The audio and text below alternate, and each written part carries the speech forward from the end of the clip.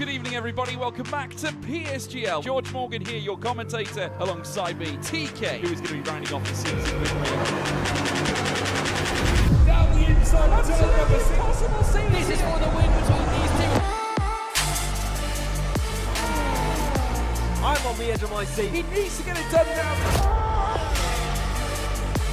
Blakely will dive to the inside. We'll go bust. We got our elbows out. Ronar takes the lead. Because here comes Alfie Butcher. Can't really complain with that one. It's not going to be easy. The pressure is on, of course. Yarda Watmere is your champion.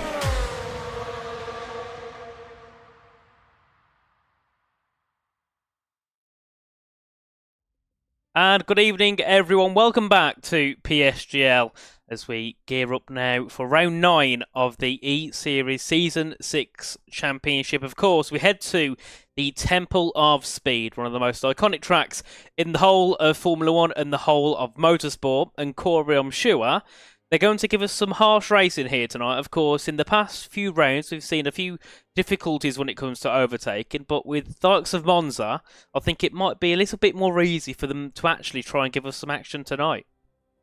Yeah, I couldn't agree with you more on that one. Excited to be here for the Temple of Speed, like you said.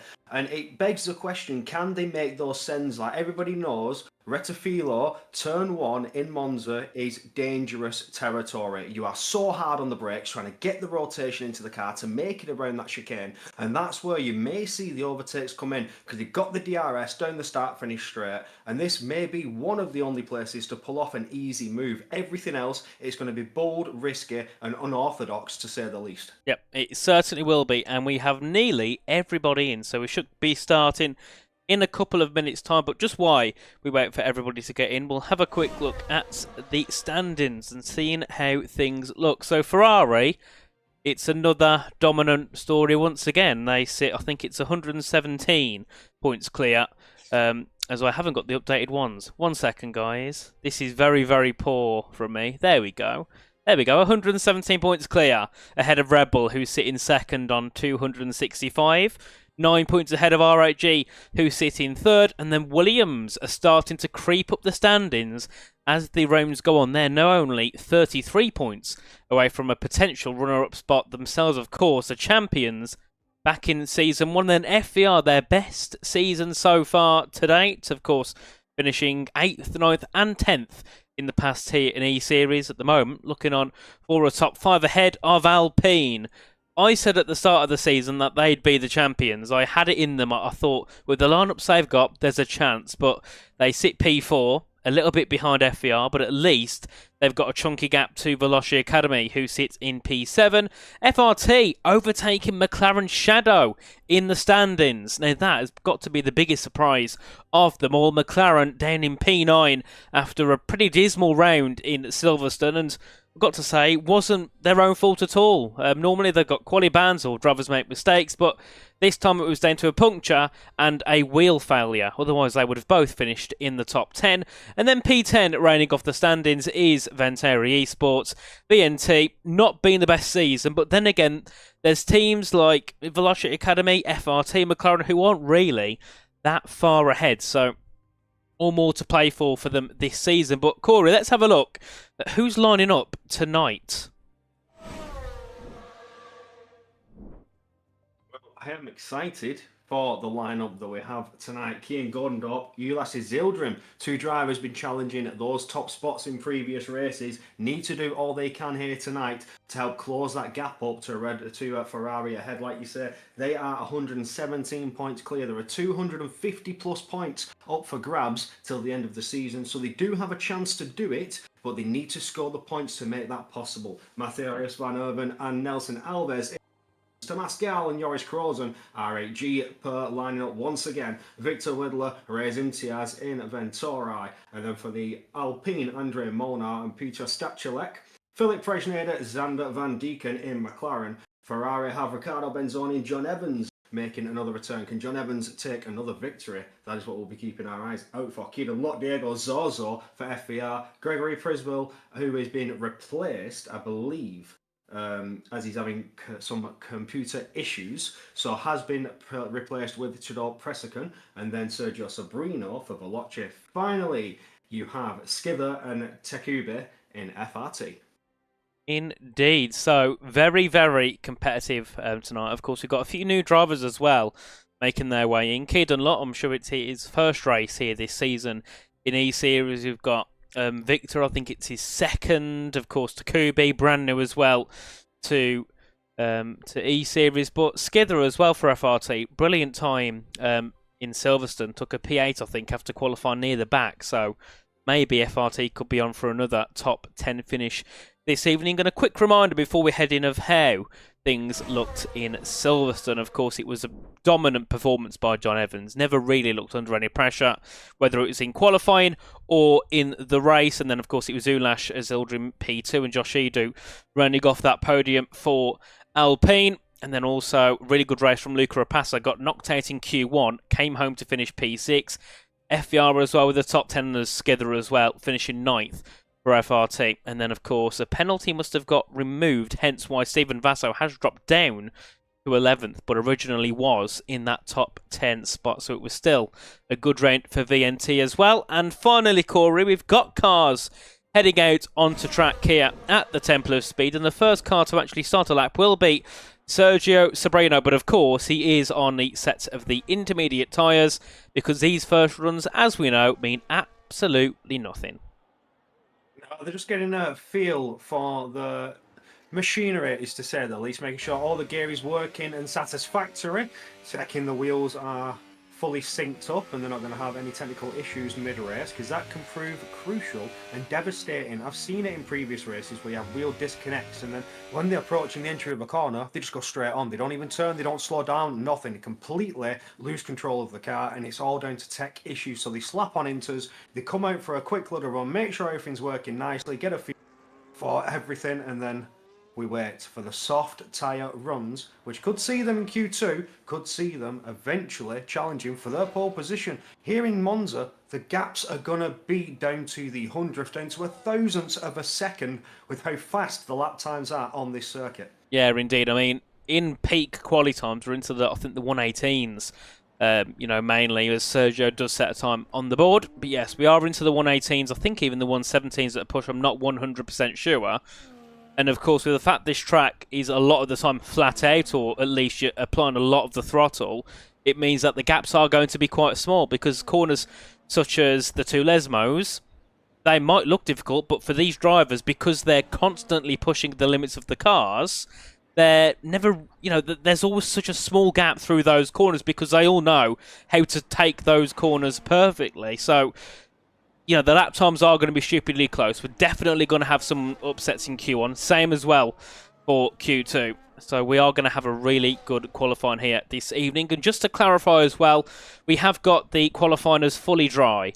I'm not, 100% on the full details, but it's something to do with the wet weather and the slipstream. So they've decided we're actually going to go and play it safe, make it so it's fully dry, and then nobody can run into those issues. And just another thing as well, while we're on the topic, we have got Veloci Academy with a qualifying ban because Gregory Prigibble, as Corey mentioned earlier on, has had some PC issues. So they had to bring in Gina Pressacan last minute, and of course, as Corey said to me earlier, rules are rules. It's sometimes it feels a little bit unjust, but if other people have the rule for, doing it, then everybody else has to. But there we are. Qualifying ban for Veloci Academy.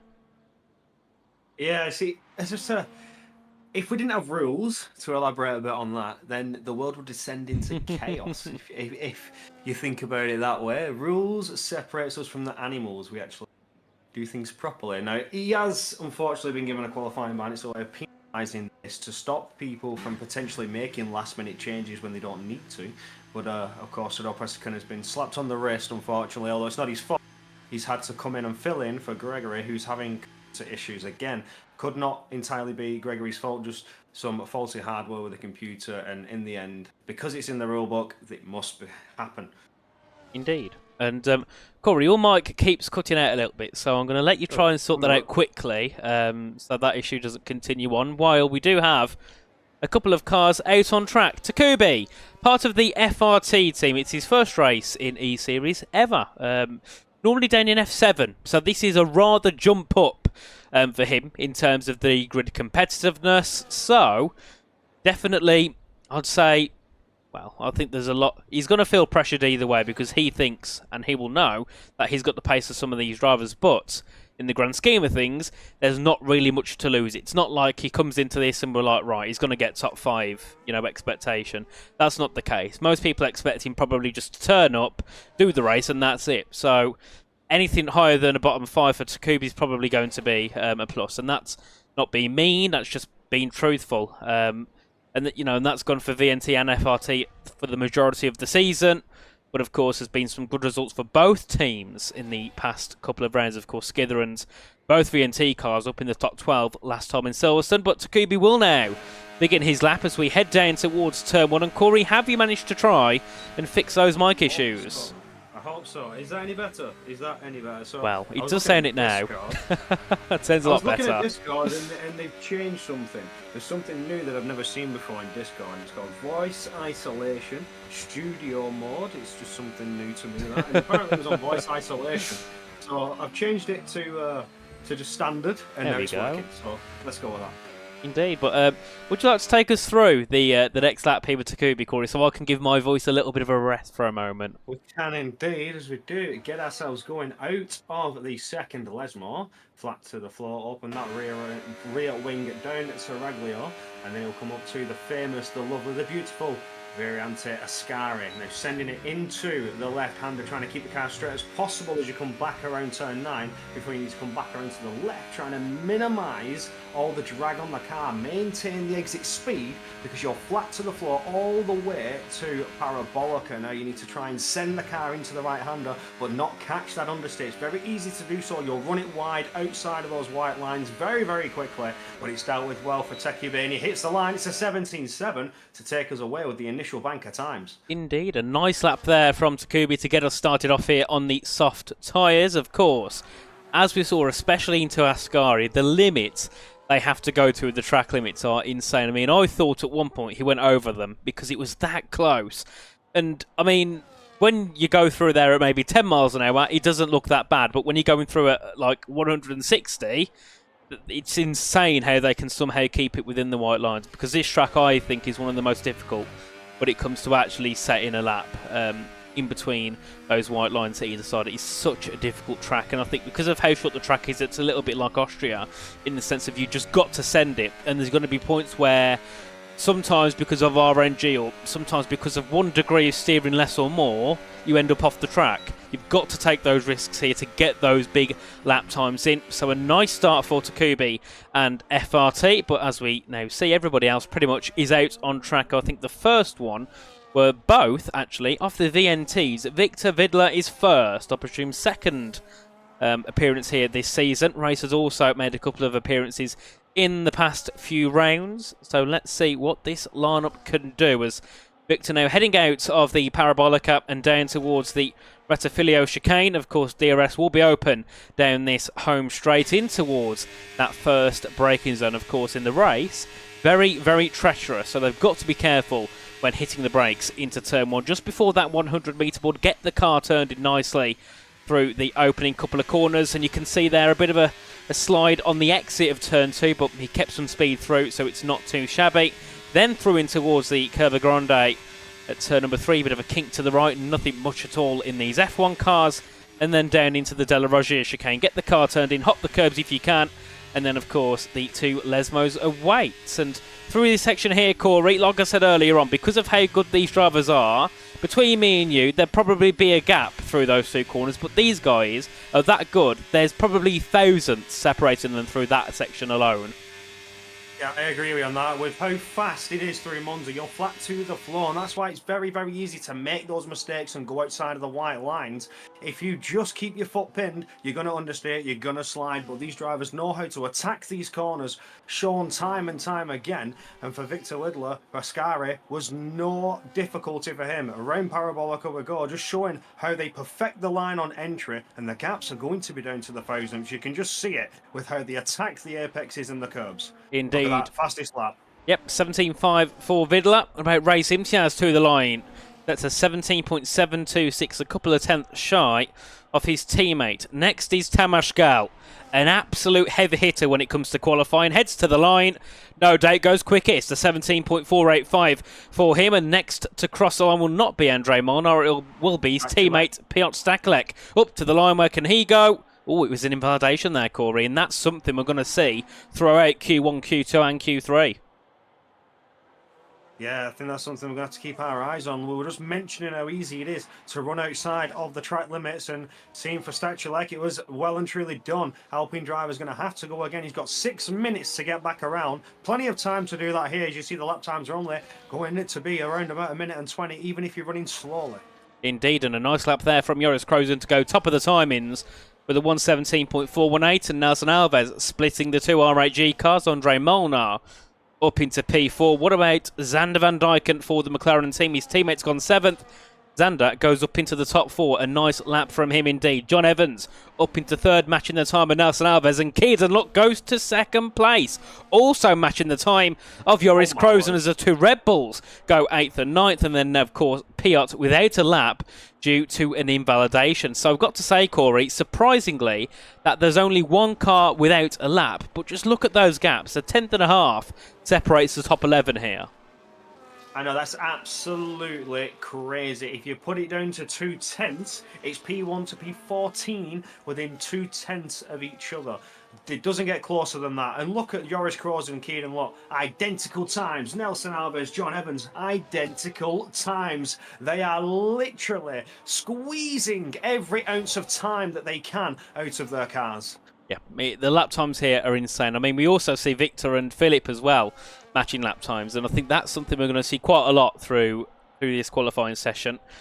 So definitely, guys, keep your eyes peeled. And I think even if you're up in maybe 5th, 6th, 7th, maybe this is one of those sessions where you're not entirely safe. Normally, a top 5 is comfortable, but you know, there's always that realm of possibility where maybe it is not. And Tamas Gal in P5 does decide that he is safe enough to go into Q2, or at least he thinks he is. We've seen in the past, I think it was last week, I think it was Keen Godendorp, retired quite early on in Q1 and made it through by a couple of hundredths in 15th. So we've seen it happen before where drivers get very close to that elimination zone, even though they think they're safe indeed. But Red Bull, nice evening so far. P8 and P9, of course, if you remember last week, their strategy was a talk of concern after Kean decided to...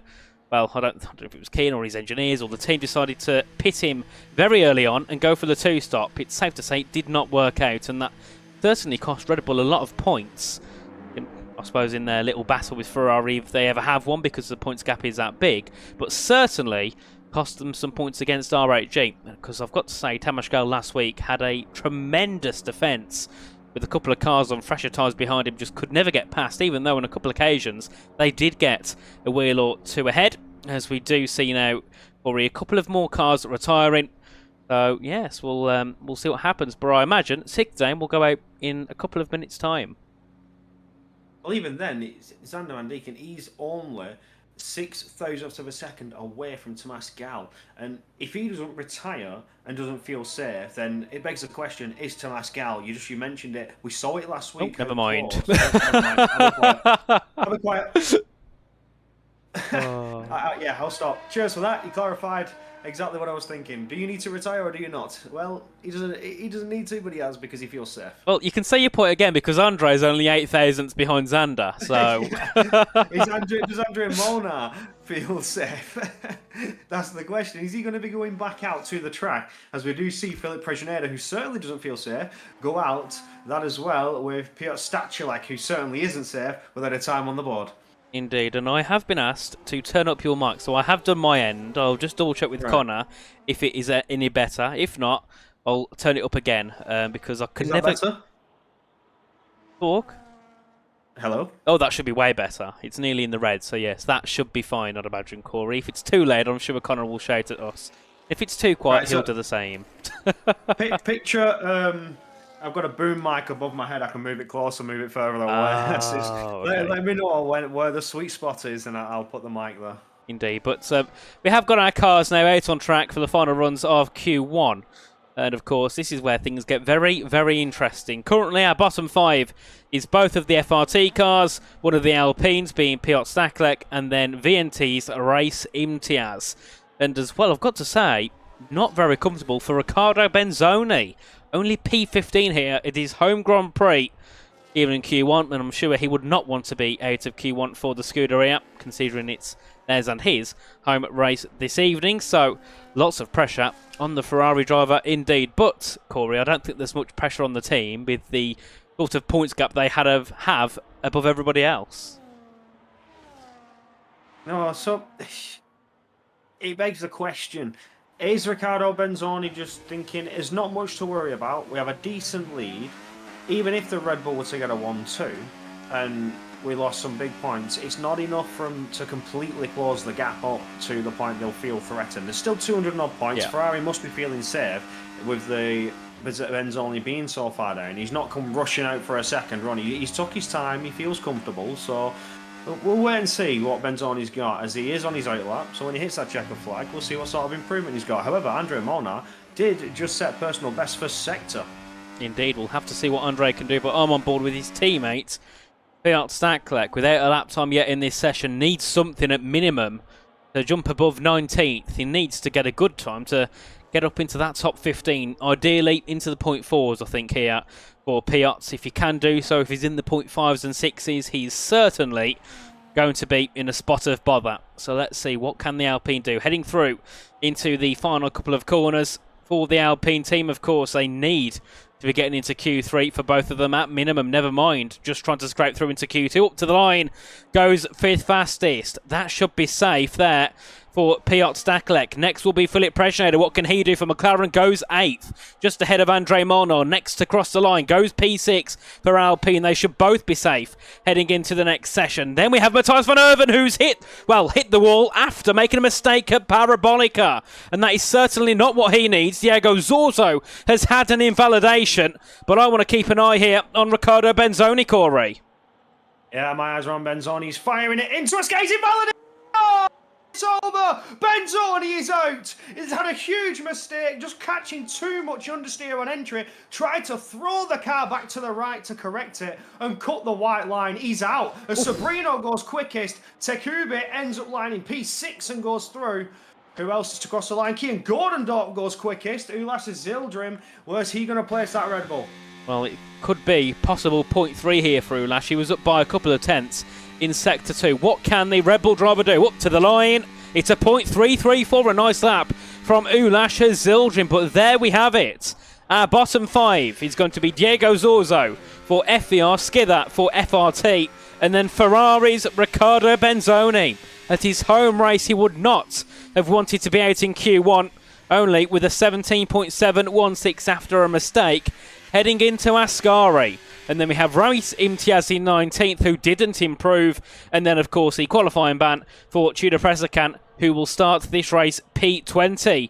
But there we have it. Red Bull, very good at the end of this session. Sergio Sobrino up into the top 3. But I've got to say, for me, the lap of the session, Takoubi, P8 on his debut. And in terms of his PSGL tier, he's quite far down compared to everybody. He's in F7. Most of the others here are either F4 or higher. So really good lap from Takoubi. That is definitely the start he would have wanted here.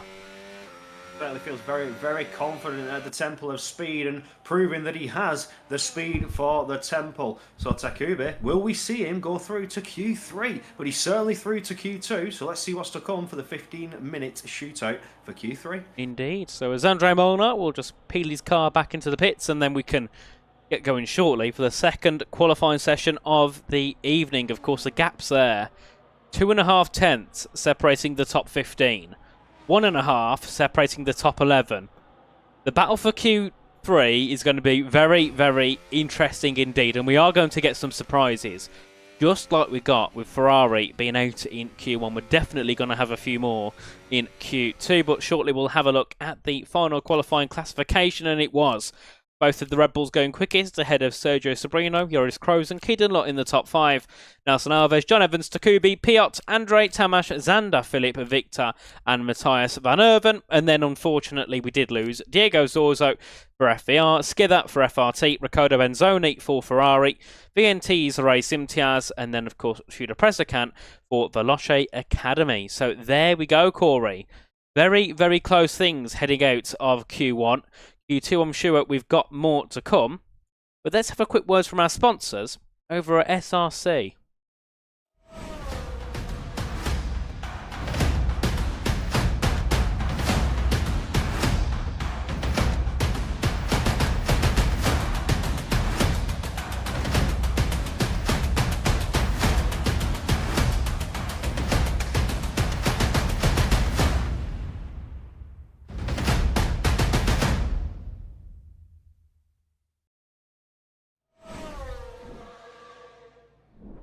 And of course, a big thank you to Sim Racing Centre for sponsoring this season of PSGL E-Series. And like I say multiple times, every single week, without SRC, we would certainly not be here. And I mean it. They have helped fund 3/4 of our prize pool for this season, which allows E-Series to run. So a big thanks to Yorick Tice and the rest of the team. But we have got our cars flying out of the pit lane, Corey, to begin their first laps in Q2.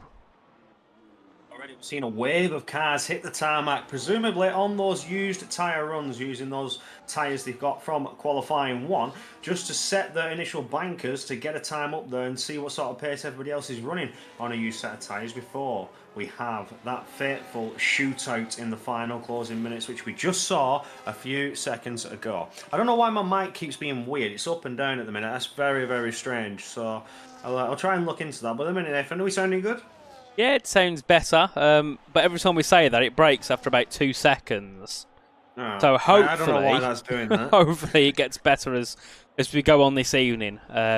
Yes, we have got our cars now out on track once again, and I was sitting thinking to myself at first, oh, is it going to rain because I all went out so quick? But I forgot we've got fully dry weather on, so they're all just charging to go for a lap for some reason, and they've got to be careful not to get slipstream because I'm sure they can get qualifying bans for that. And that's what we saw in Las Vegas when it was the wet weather quali, which unfortunately I wasn't there for. But apparently it was a really good race. Was you there for that one, Corey, or was that one where we was both out? This week? No, Las Vegas. Las Vegas. No, I think I was at Vegas.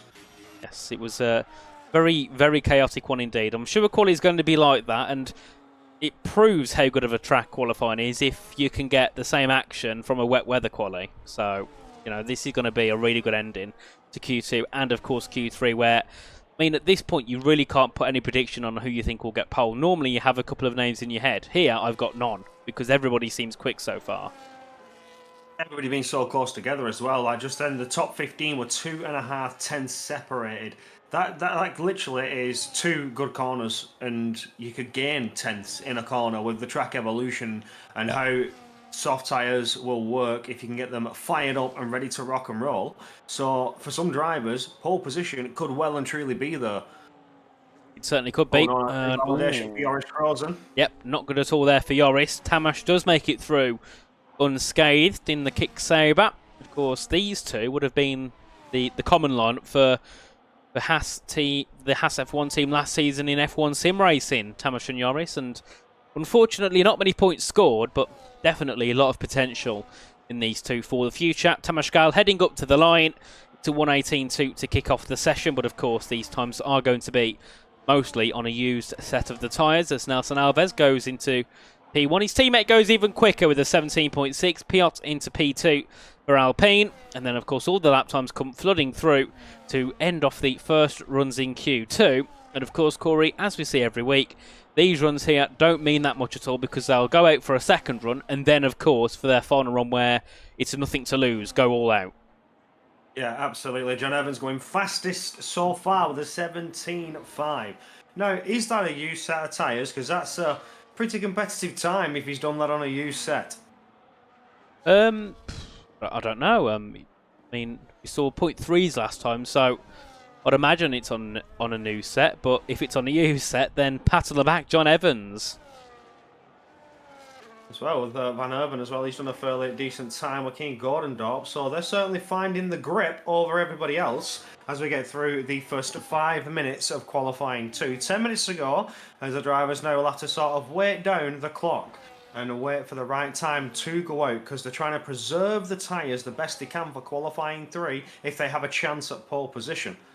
Indeed, and of course we did see only one car not go out, and that was Andre Marnard. Decided, no, I'm not going to go out, so I'm just going to sit in the pits for the first run. And then into the chat. Hello to Fuli. Greetings from Poland. Greetings to you from the UK. Nice to see you here in the chat. And I'm not going to pronounce the words above because I can't read Polish, unfortunately. So, unless you want to go for it, Corey. No, I can't read that. I wish I could. We have enough trouble with English names, don't we, Corey? Never mind foreign words. Yeah. Some of the names that we have to read out from some of the drivers, obviously fastest drivers from around the world coming into this competition, trying to take that ultimate prize fund in the end, which, as you mentioned so gratefully, Nathan, it's been completely pretty much funded by SRC. With them, you can always experience excellence. So be sure to check out SRC. Oh, you've beat me to it today, Corey. I forgot to use that catchphrase earlier on. There you go. You fitted it in for the first part of the stream. I'll try and remember it later on. And, that message said, Piotr Saklek, Poland is with you. So there we go. We've had it translated. Thank you there, Fuli, for translating it over. And Maximilian says, Polska Garum. I don't know what that means, but I see people use that a lot. Don't have a clue what it means. So someone in Polska is Poland. Yeah, and then Garom or Garum. I don't know what that means. But a lot of Polish people seem to say that. So it must be, I don't know, some sort of like, let's go Poland or something. I don't know. Polska is the best. That's what it means. What's English? What is it, like England Garum or something else? I mean, the things we get up to and the things we end up talking about, Corey, when we have nothing to talk about in Q2. It's just what happens. Yeah, it's just indeed. what happens. But they are going out onto track finally. We will get our second runs underway very, very shortly. And I'd imagine most of these now will be on a new tyre, not a used. Oof. Now this is where things get interesting, Nathan. Everybody flooding to the tarmac, used or new tyres. They've still got plenty of time to go back in if they have. You put on a used set, but I suspect all of these will be new tyre runs. Those drivers that are fighting to get into qualifying 3 that normally you see fall out in Q2 are the ones who are going to try and use the tyres best to their advantage, may even use another set of new tyres and only have one for qualifying 3 just to try and help them along in track position. But Piotr Stachulek is into the pits and will have to wait now to go back out, whereas everybody else, the likes of, I believe, Joris Krozen, sorry, not Tomasz Gal, to start a lap on what can only be described as potentially fresh sets of tyres. Let's see, can Joris Krozen take pole or provisional pole as everybody else comes charging in behind? Indeed, I'm on board though with the car behind, Keys and Lutz. Done a brilliant job so far in Q1 and the first run of Q2. Of course, was part of the Challengers roster, I believe, back in 2021 or 2022, if I get that correct, over on the, I think it was PlayStation at the time, but of course then moved over to PC and still has some immense pace, but has seemingly taken a few breaks in his time on PC. He's not consistently playing. Big moment for Joris. What's happened to Joris? He's had a moment and he's lost. In De La Rogia, yep. He's invalidated. He's bounced over the curb on turn 4, tried to correct for turn 5 in De La Rogia and just completely invalidated. Did well to keep the car under control, I've got to say that, because it was completely unsettled, but now he's going to have to push to the pits. Yep, indeed. We'll have to go in and we'll have... Ooh, it depends how he plays it out. He could probably go for 2 laps, but he might just choose to go for the 1, depending on his tyre allocation. But no, as I was saying, Keaton, I don't think consistently plays the game. I think tends to have breaks here and there, which I can't blame him because, yeah, it's not the best game. But indeed, he's doing well so far here this evening. His first race as well for FVR in this championship. So let's see what his next lap will be. Heading up to the line, will it be a 17.3? No, it's a 17.432. For Keaton Dunlop to kick things off, and I'm sure those lap times will certainly get a lot closer than that. The gap at the moment, 1.5 tenths. Pascal next towards the line. Will we see another fastest time? Yes, we will. A 17.2. So fastest so far. Victor Whittler just falling behind 17.499. Before we see Andrea Molnar jump up for P2. And John Evans take another fastest time by half a tenth. Beautiful time. Sergio Sobrino as well, getting into that 17.2. Another car's behind, trying to follow suit. So that Matthias Van Erven, yes, it is. Up into P2, the 17.257. Kian Gordon-Dorp goes fastest, 17.1. So a lot of work for the Ferrari to do to try and close up to those Red Bulls. Indeed, a great lap indeed there from Kian Gordon-Dorp. A 10th clear than everybody so far. A really nice lap from the Red Bull car. His teammates, Ulash Zildjian now is just heading up to the line. What can he do in the Red Bull Go second fastest? A 1-2 so far for Red Bull. They did that in Q1. They're currently doing that in Q2. And I'm sure they'd love to do that as well if they can both get into Q3. As we see, Joris Krozen heading back into the pits. Sander van Dijken as well also went back into the pits after his lap. And then I believe as well, no improvements for Takubi or for Nelson Alves. Stachulek has started a lap though, just got through on sector 1. He's now flat to the floor, trying to get himself out of De La Roja, Nice and Bonnet, up to De Lesmo right now. Can he keep it in the lines? Yes, he can. See, it's very easy to invalidate here in the second part of Lesmo. You clip that curb, push yourself out wide into the gravel, and your lap is over. Rear wing is open now, flat to the floor towards Ascari. Now, this has seen some drivers there lap, so like say Joris Krozen earlier on in qualifying 1, but is it going to cost Stachulek any time? Not thus far. Now he's going to drain the battery and trying to maintain all that momentum all the way up to Parabolica, which has also seen some drivers have a bit of a moment in qualifying 1. Got lucky towards the Williams for that, but he did make it through safely, and now burns what little of the battery he has left before he hits that checkered flag. P7. Only good enough for P7, jumps ahead of his teammate though, and he's into that 17.2s, 2 thousandths away from Sergio Sobrino. Indeed, and with the gaps, I think the only team safe is Red Bull. I think everybody behind Ulash Zildjian has to go out once more because the gaps are frighteningly close. There we go. But of course, the likes of, I think it was Takubi, Nelson, Zander haven't got any improvements on their first run.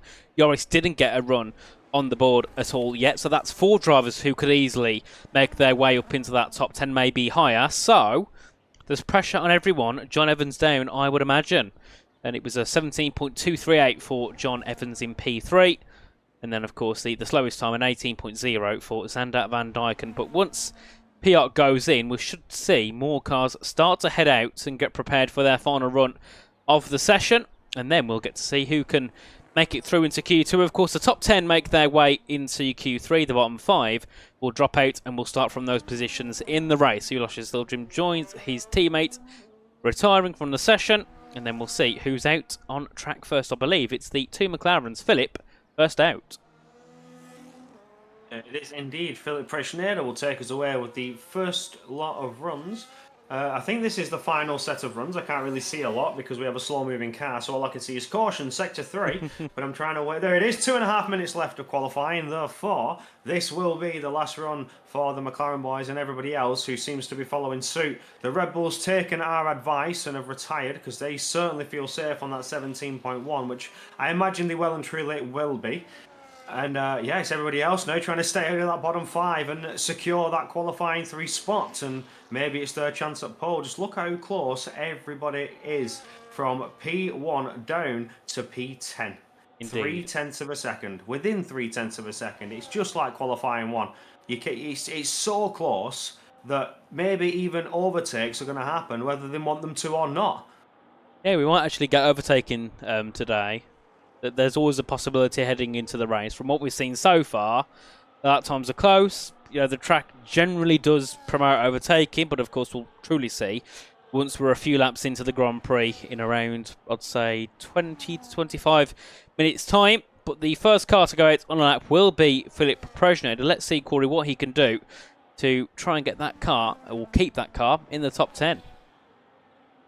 Well, there he goes, hits that checkered flag and gets that rear wing up and deploys a bit of the battery just to try and get the top speed of that car up and max out that rev limiter so that you know that when you get to that 100-metre board, you slam on the anchors and try and fire it into Rettifilio, and does get through nice and bonny. A little bit of wheel spin on the exit, but keeps the car going in a straight line, soon grips up and delivers power to the tarmac. Now comes around Curva Grande, the slight little kink, still flat to the floor, getting very, very close to the grass before he's on the brakes once again at the 100-metre board into Della Roggia, which saw Joris Krozen's first lap well and truly done and dusted, clipping the gravel on the exit, getting very unsettled on the curb of turn 5, and into Lesmore we go. Now all flat to the floor, slight tap of the brakes to get the car slowed down and ease that rotation around Lesmore 2, and now the rear wing will be open once again to prepare yourself for Ascari. Let's see, is he up or down on his time? He's down by a second nearly, so that means he can get the battery built up and he can go again for another lap, as we do have Andre Molnar. He was up on his time, I believe, through Sector 2. Let's see what he can manage as he now heads his way down towards the Parabolica into the final corner for the Alpine driver. It sits P8 currently. He's around the 10th clear of P10. Can he try and go any higher than 8th in this session? Heading up to the line for Andre Molnar. It's out of the session for Philip Prejneda. P8 for Andre Molnar, no improvements. What about Xander Van Dyken up to the line for McLaren? Goes ninth fastest. That could be him still in a spot of bother. Then we have Nelson Alves. He's out of Q2. No improvement made for him. Victor Vidler, the same story. Stays in P12. Next it will be Tamas Gal. Goes up into P5. A nice lap from him as Keaton Luck goes 5th fastest. A really good lap from him as well for FVR, as we see John Evans go quickest at 1:17.018 to Kubi. Won't find enough time to go through into Q3. What about Joris Krozen for RHG? Would love to be into the top 10, and he certainly is, and that knocks out Xander Van Dyken. Both McLarens out of Q2. Disaster for McLaren when they need points most after they've just been passed by FRT and dropped down to 9th in the Constructors' Championship. In the Teams' Championship, it's not looking good for McLaren Shadow. Again, not going to see a qualifying 3 in this season, but let's not say that it's over with, because they can certainly pull something back. Indeed, and what can Piot do to the line? I think managed P6 there in the end. What was it? No, P7. But still comfortably into the top 10 either way. So there we go. Brilliant lap from John Evans. A 1:17.018 puts himself a 10th clear of Keen Godendorp. And then we had Matthias van Erven in the top 3. Has had a brilliant performance so far for Williams, ahead of Ulash Zildrim, Sergio Sobrino, Joris Krozen, Piotr Staklek, Keaton Lutt, Tamas Gal, and then Andre Molnar rounding off the top 10. Both Alpines through into Q3. That's crucial for their points. Then we have both of the McLarens out in 11th and 12th. Same for Victor Vidler, Takubi, and then Nelson Alves out in P15. So there we go. I've got to say, normally it would be a surprise to see McLaren out in Q2, but it's not that often that we actually see both of them into Q3. So wouldn't say it's the worst result in the world for McLaren. I mean, for their expectations, they want to be in Q3, but from what we've seen, it's not really a bad result compared to others. No, not in that sense, but with where they are in the championship, they want to try and score back some points at least to try and close up to Alpine, so they're not being beaten by 3 community teams. Indeed, that's not what you want, is it? Not at all. Especially when you're a team like McLaren, who's had much success in the F1 sim racing world. They don't want to be finishing down in 9th this season. But we have got some cars already heading out onto track. The first one being Joris Krozen, of course, took pole round here last season, Season 5 for RHG, and took a P3 in the race as well. So, certainly not out of the realms of possibility for him to try and take a pole position and to add on more for RHG's success here. It was a 1-2 in qualifying as well. Second place went to Sergio Sobrino back when he raced for the team. He is in Q3 here this evening, but he is part of the Veloce Academy team. But let's see what Joris could do to open up the session. Of course, the first lap means absolutely niche here, unless it's an absolute barnstormer. Then you start to question, why are they so quick this early? But no, most laps here mean absolutely nothing. Moment. I see most of the drivers are still sitting in the pit lane. They're not coming out. They're just going to count down that clock. And have they used all the tyres? They only got one left to go. So they're just going to wait it out and see what happens. Joris Crozen certainly got for a lap. I wonder if this is a used set of tyres. I imagine so. Try and save the fresh set for when he needs them the most, as well as Andre Molnar on a used set of tyres. But, well, saying that, Joris has already burnt his entire battery. So, I don't know what's going on in his outlap, but he's already fully depleted the battery and he's now coming into go the back pit in. lane. Interesting there. Don't know why he would have done that. If anybody does know why Joris would have gone round for a lap and burn all his battery on his outlap and pit, let me know. But yeah, I wouldn't know why. Andre, has he done the same? No, he is actually going to go for a lap here at the start of Q3. Let's see what Andre Molnar can do to start things off here in this session. Of course, Alpine both in the top 10 here this evening. They've done that a few times this season, but normally they have a car out in Q1 or Q2. So this would be... Oh, that's a bit harsh on the curb through turn 1, Andre. Sorry, turn 2. That would not have been ideal, and that probably lost him time. But no, being both in the top 10, this is a really good opportunity for them to put themselves in a good point heading into the race. Yeah, see Andre try and save and salvage what's left of his lap after that bit of an incident into turn 2, just really unsettled over the apex, and just going through Lesmore now. Oh, no, sort of, oh, slipping and sliding again in Lesmore. Set of tyres there, he's just pushing them very, very hard, trying to see what sort of pace he can put together, and it won't surprise me to see him go into the pits at the end of this lap. Indeed, and someone says in the chat, multiplayer cars is settled.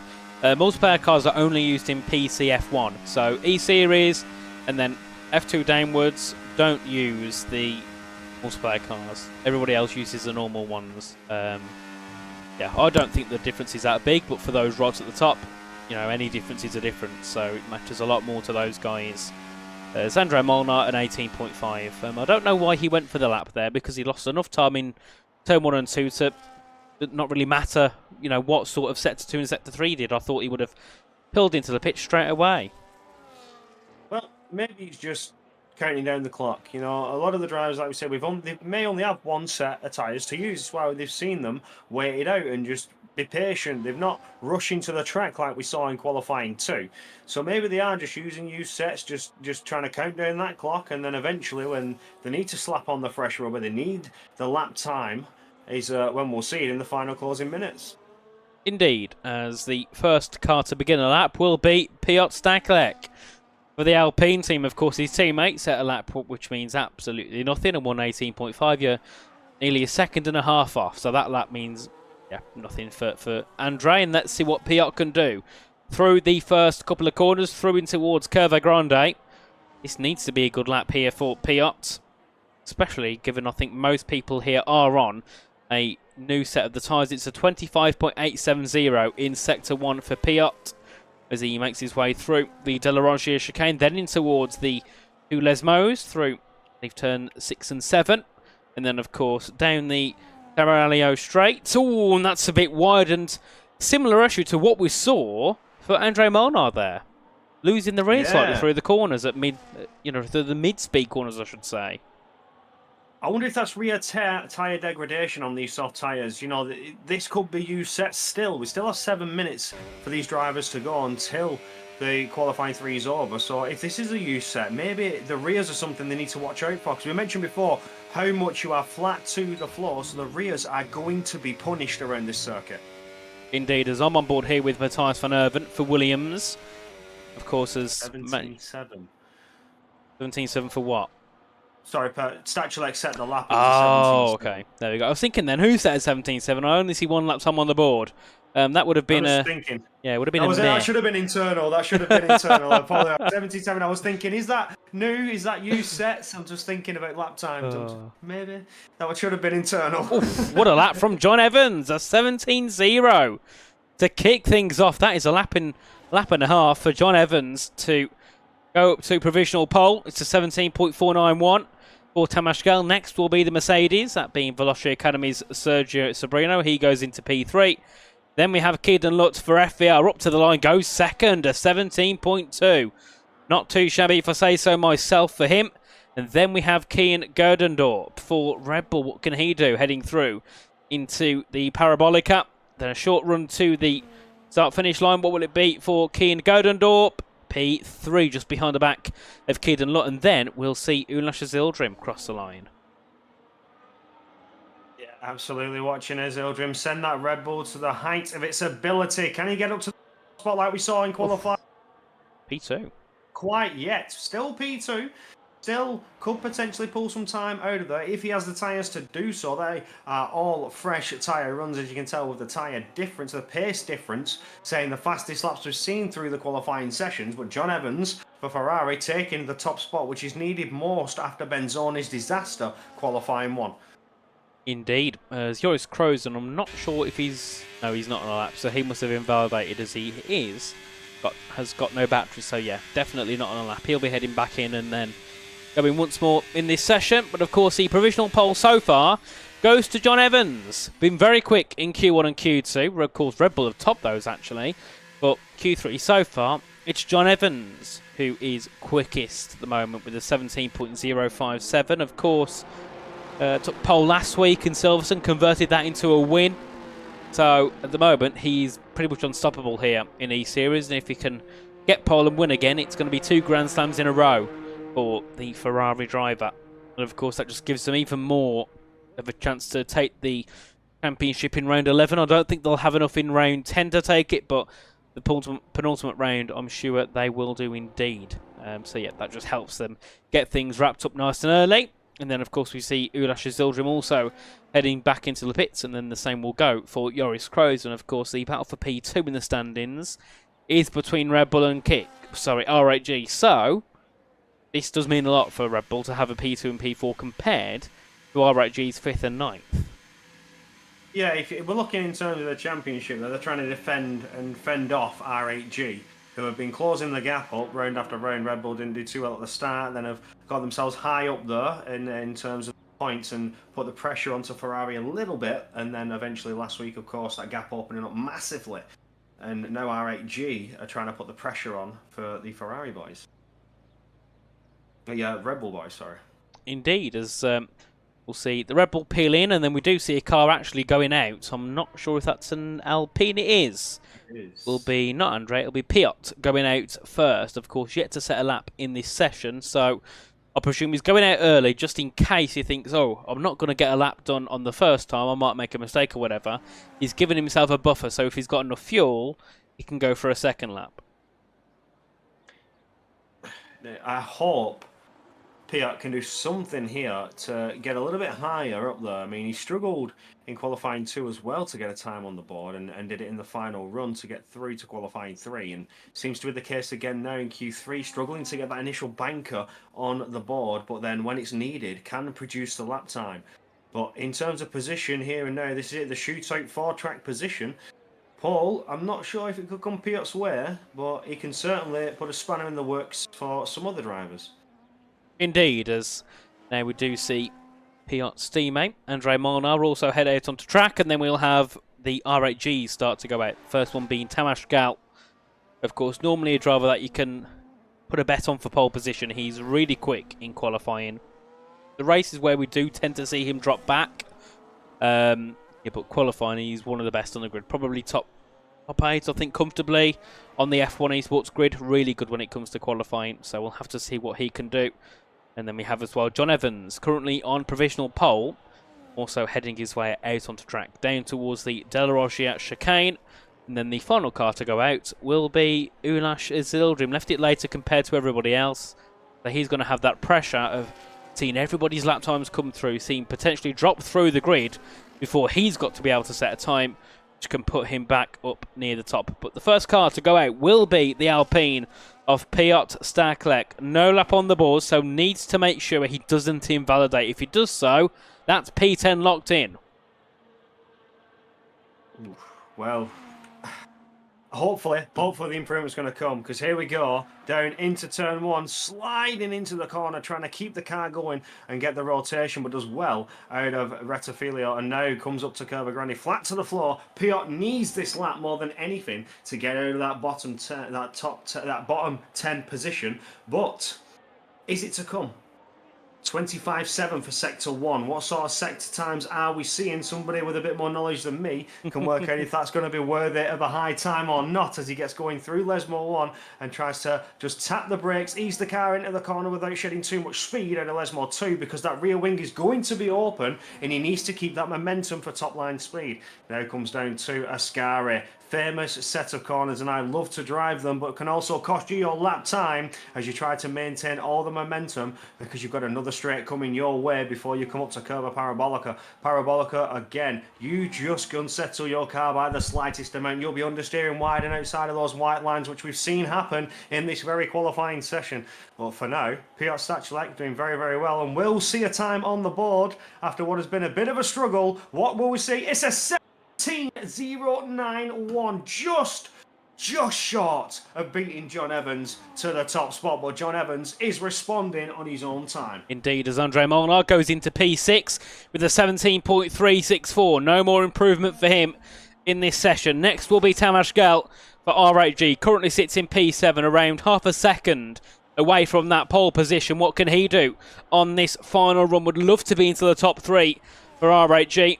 Heading up to the line for Tamas Gell. What will it be? It's provisional P2. It's a front row for Tamas Gell. Matthias van Erven's out of the session. What can John Evans do? Can he go quicker? Yes, he can. A 16.9 for John Evans. What a lap time indeed from him. But Kian Godendorp goes quicker. Red Bull jump ahead of Ferrari and go into pole position. Keaton Lott into third for FPL. What a lap time from him. What about Sergio Sobrino for Veloci Academy to the line? He stays in P8. Then we've got Ulas Zildjian, but he's made a mistake on his lap. No improvement for him.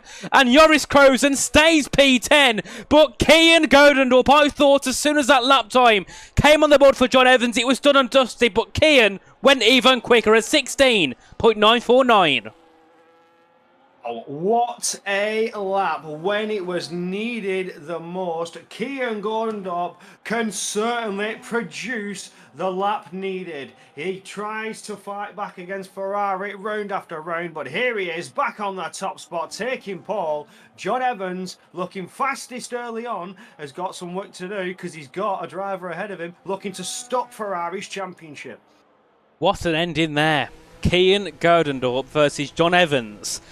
And both of them into the 16s. I said earlier, or at least I think it was Maximilian said maybe 16s are possible. Well, the two drivers, they certainly were. What superb lap times from Kian and John to jump up into the 16s, and Keaton Lott as well in third place. FPR's best qualifying this season.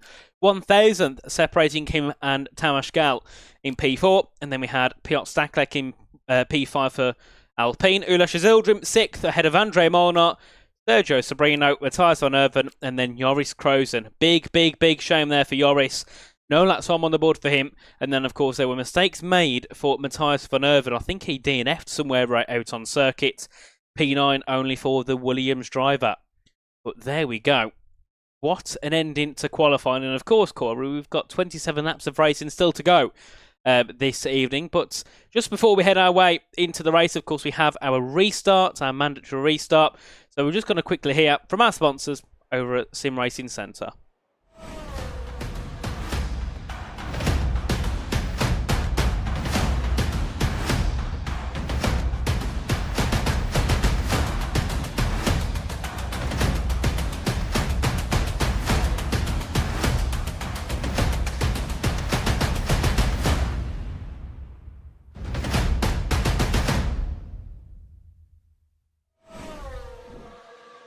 And we are back. Of course, a really good ending to qualifying there with Red Bull taking pole position ahead of Ferrari heading into the Monza Grand Prix. But of course, the standings. How do things look, you might ask? Well, Ferrari have a 117-point gap to second place. So the championship might as well be done and dusted. But of course, dramatic things can happen in the final couple of rounds. Of course, Red Bull, P2.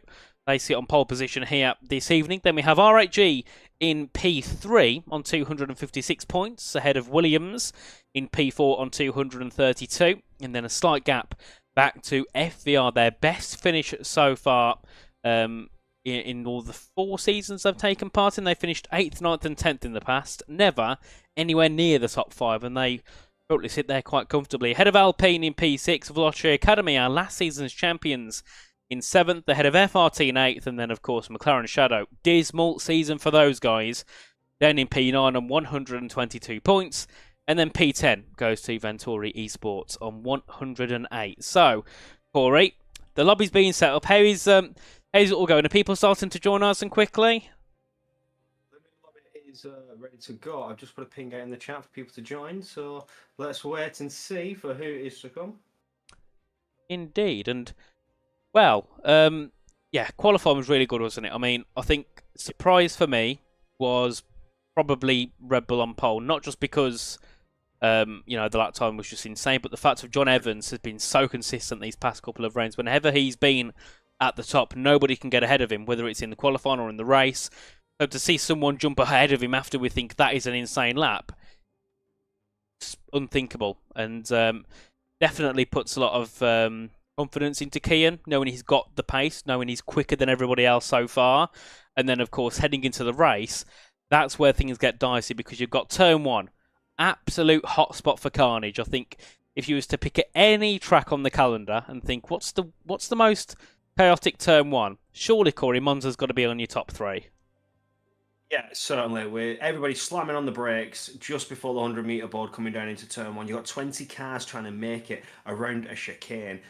What could be considered full speed as you finish lap 1, but at the start of lap 1, you hit in excess of over 150 mile an hour when you're coming down to that braking zone. So it could be absolute chaos, or it could be somebody's time to shine and to, you know, sneak up the order and capitalise on others' downfall.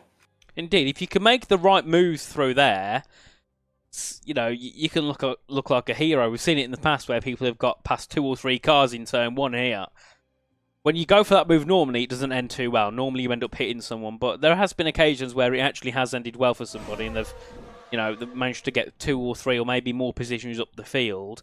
But of course, in a grid like this, they need to be making those moves early, because first of all, the grid's competitive. It's not going to be easy to pass in general, but then you've got to add in the sort of slipstream, dirty air, the DRS, how that is in this game, makes it difficult to overtake even more. So that first lap is such an opportunity for those drivers further back, because normally you'll see a few drivers who are near the back of the field. They might lift off slightly heading into turn 1. They don't want to kind of get caught up in the carnage, but some of these drivers here, they've got to go for sends. They've got to try and pull alongside into that first corner, because that might be the only opportunity they have to make some key moves. So lots of Riccardo Benzona, he's just got to go for it and see what he can achieve. Of course, starting P16 is not normally where he'd expect to be. No, certainly not. It's a lot of work to do for those drivers that did not get through Q2, Q1, those that are trying to score as many points as possible, and lap 1's going to be crucial. Make those unorthodox overtakes. Try and get yourself in then into the mix, and then when you have to prolong your stint and manage those tyres, as we know from every race this season you must do, you're in a good spot. You're in a good place to work on your strategy. Indeed, and I presume strategy as well should be quite interesting. I imagine that it's mainly a medium-hard strat. I don't think it's 2-stop here. I don't think it's hard-medium. I'm sure it's medium-hard around here. So you're probably looking at pitting around lap 9, lap 10, onto a set of the hards and then going to the end. But of course, we saw last week with Red Bull how sometimes going for that risk really doesn't work. And Kian was, I think, up in P4 provisionally at one point. But of course, he pitted really early on. And I thought at first, right, they're going to go really early and just try and save the tyres at the end and, you know, get a decent result. But instead, they thought, you know what, we're going to try something different. They went for the 2-stop, and he finished P15 about 20-ish seconds. No, maybe about 15 seconds back from the leader. So that proves that sometimes it's not worth going for the risk. So we'll see what drivers choose to do here this evening. But either way, it should be an interesting race. And Aline in the chat has asked if they can buy you a light bulb. I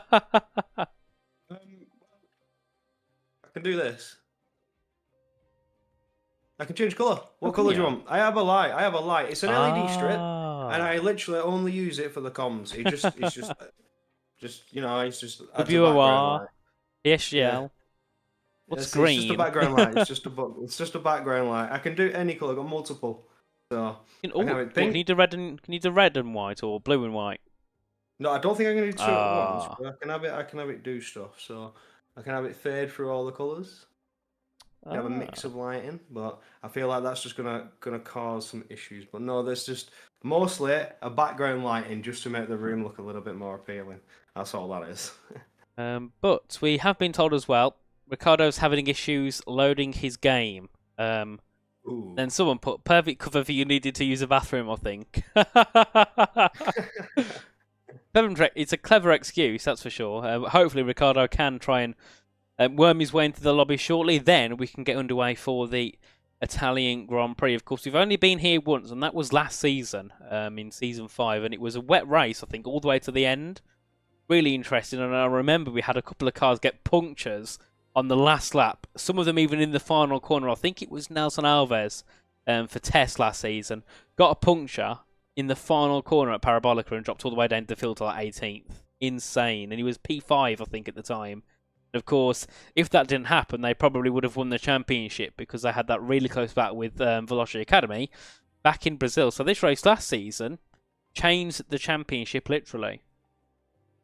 We could well and truly see that here with the way Red Bull are going. Yeah. Kian Gordondorp leading at the minute on provisional pole. Can he maintain that, turn that into a race victory? It could be crucial in the end. Ulas Izildrim as well in that top 10, helping his teammate as best he can. Whereas you see Riccardo Benzone, who's obviously having game issues at the moment, did not even make Q2. So even if John Evans wanted his teammate for backup, Benzone's got lots and lots of hard work to do to get back up there with his teammate.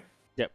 Certainly has, and hopefully we can get Ricardo in. I mean, wouldn't really matter, I don't think, if he made it or not because of the points gap they have, but it's still not ideal to have a driver missing. So hopefully he can try and get launched in quickly, and we can head into the race and see what Monza awaits. Of course, we did speak about strategy with it being medium hard, but we never really talked about the possibility of rain. If rain does happen, it makes it a lot more interesting because then we have absolutely no clue what to do. And I saw a lobby updated sign. Is that Ricardo joining in? Potentially. No, that was me just setting the grid and checking. I'm just checking stuff. Making sure weather's dynamic. We've got the time of day as midday, and we can only presume that's to get rid of all the nasty shadows on that racing line because it makes it impossible to see the brake and to see where you're trying to turn in for the apex. All those shadows covering up. It's very distracting. Very, very distracting. But Benzoni is in, so what I can do now is get him in his rightful position in 18th at the moment, and then we can get going. So, oh wait, we've just had somebody disappear. Is that Benzoni? Never mind. Benzoni's left us once again. Oh dear me. We had a hope. We had a moment of hope there for Riccardo Benzoni. Yona Martins is typing in the chat. So not sure what the plan of action is here. I mean, I would like to get on with things as quickly as possible. I mean, I have a militarist milsim operation to attend. Oh yes, you do, don't you? Later on, yeah. Let's get. You're gonna get less time on it here because what is it? Did you say it ends at midnight? It's going to be a long one, apparently. Yeah, it's going to be a very long one. And they started at 7, so they've already been going for 2 hours. And then I'll get what they called infield, so I'll jump in a helicopter, they'll go and drop me off, and then boom, I'm all part of the op. And it's it's going to be dead cool. I've been told to shut up by Yano Martins. Oh dear me. Yes, hopefully not too long. We can get going. But Corey, I'm running out of things to say, so I'm going to ask you a little bit earlier than normal. What are your predictions for the top 3 here this evening? Well, I'm going to throw it out there straight away. Keaton Lott, he was good enough to get P3. If he can stay right exactly where he is, he's in a perfect chance to snatch something in the final closing rounds. Penultimate lap is the place to overtake because the final lap, you won't get that long straight down to turn 1, will you? So coming around and getting the setup on the penultimate lap out of Parabolica is crucial. Keaton Lott could, if he can stay in P3 all the way, maybe benefit the slipstream, burn the battery. Could he make a double overtake? And then he just needs to defend it. I'm going to throw a curveball here. Keaton Lott, you could win this. It's going to be close, isn't it? I think. Yeah. I think he's got some brilliant pace, and sometimes when you're that underdog, you have that little bit extra pace than everybody else for some reason. Your mind just switches on, and you think, right, you know what? Let's go for it. We've got, we're the underdog here. We're the team that nobody expects to win. Let's go for it. Prove everyone wrong, and boom, get a P1. A little bit like what we saw with Nico Hulkenberg in Silverstone getting the P3. That's keyed in for today for getting the P1. We've been told that Ricardo is ready. So does that mean we're going to go? He's in. No, we can't go. I've accidentally pressed F5 and it's randomised it. I'm looking as fast as possible to get Oh, everybody. no. I can't actually. I literally went to press. Oh, he's there, and I went to press the button to move him up, and it's randomised the entire grid. I pressed the wrong button. I'm so sorry. Bear with me. Let me get the grid order set straight again. And Senel That's says, disaster. how tall am That is I? actually disaster. I'm 5'9", unfortunately. I'm not that tall. And Nico says there's going to be no overtakes. Well, Nico, let us at least have some hope, please. That's all we want. We know there's going to be no overtakes, but let us try and, prepare ourselves for something at least. As I've been done dirty by Jack Quest in the chat. Brilliant. Oh, dear me. Let's go. Piot, where you at? Oh, I had it all set. I had everything ready to go. I had to move one person into position, and I've just absolutely messed it all up on my own, pressing the wrong button. I can't believe that. That's disaster. And they're all trying to ready up. No, don't ready up, guys. Tell them to stop. It's not set. If they ready up now, we're going to have to go for another restart, and that's just disaster. Even more Sergio Sabrino, and then Matthias van Erven. Joris Krozen. We're getting there. We are getting there. Just bear with me. I do apologize. I had everything set. That's completely on me. That's my fault. I hold my hands up to that one. I completely pressed the wrong button, and it's just completely flipped everybody around again. So Victor Widler, then Takube, then Nelson Alves. We're almost there because I'm at P15. So 4 more. It was Zozo. Together. Ricardo Benzoni, raising Teostador, Pressica. We all done? And we're good. We're good. There we go. Finally, we can set. Let's go. get our way in. Right. Boom. There we go. So they can already up whenever Connor gives them the thumbs up. And then boom, the race can actually get underway and we can see what's going to happen.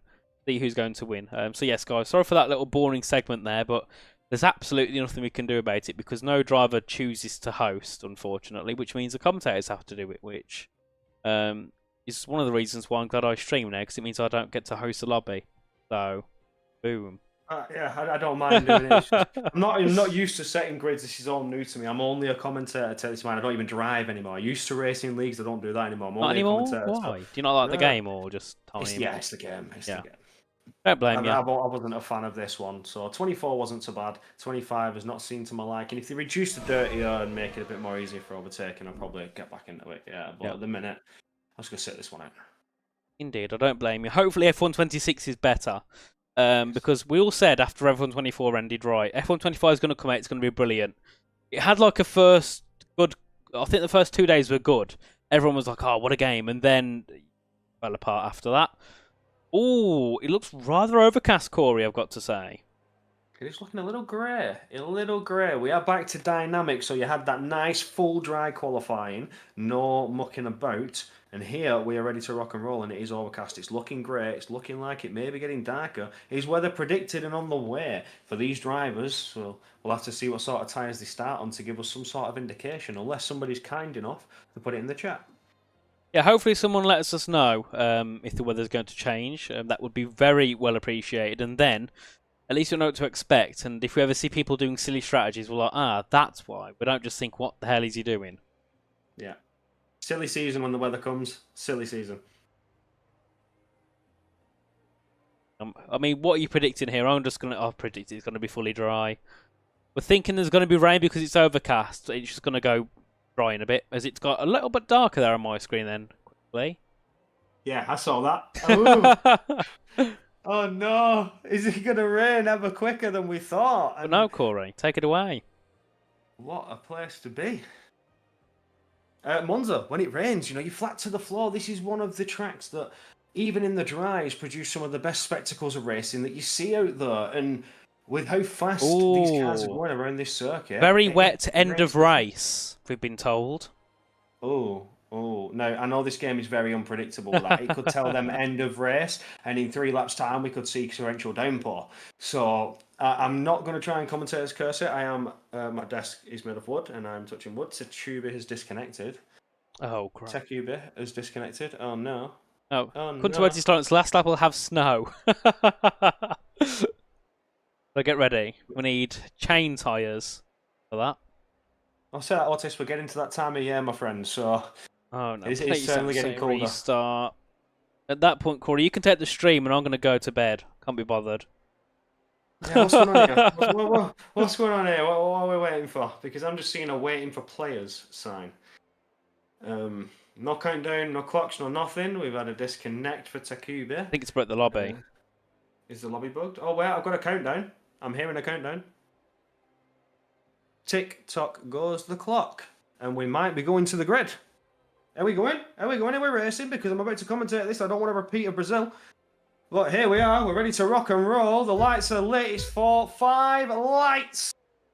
And the grid is hot. The drivers are ready to go, go, go. Green flags galore as we see a beautiful getaway from Kian Gordondorp. John Evans looking to try and go side by side. He's got the inside line and he does pull ahead, having a better start than the Red Bull drivers side by side into turn 1, which will now benefit Kian Gordondorp on the exit. Switching through the chicane to the inside and will maintain that P1 further back. Ulas Zildrim going side by side with Pure Stachulek trying to maintain or even gain on those positions against the Alpines to help his Red Bull teammate who's currently leading away as we see Tomas Gal trying to make himself large in the rearview mirror of Keaton Lutt. Ulas Zildrim still on with that challenge, still on with that fight. But Pure Stachulek had to fall out. He's now under attack from Andrei Molnar, who's getting very, very dangerously close behind into Lesmore looking for a switchback. He did not come his way just yet.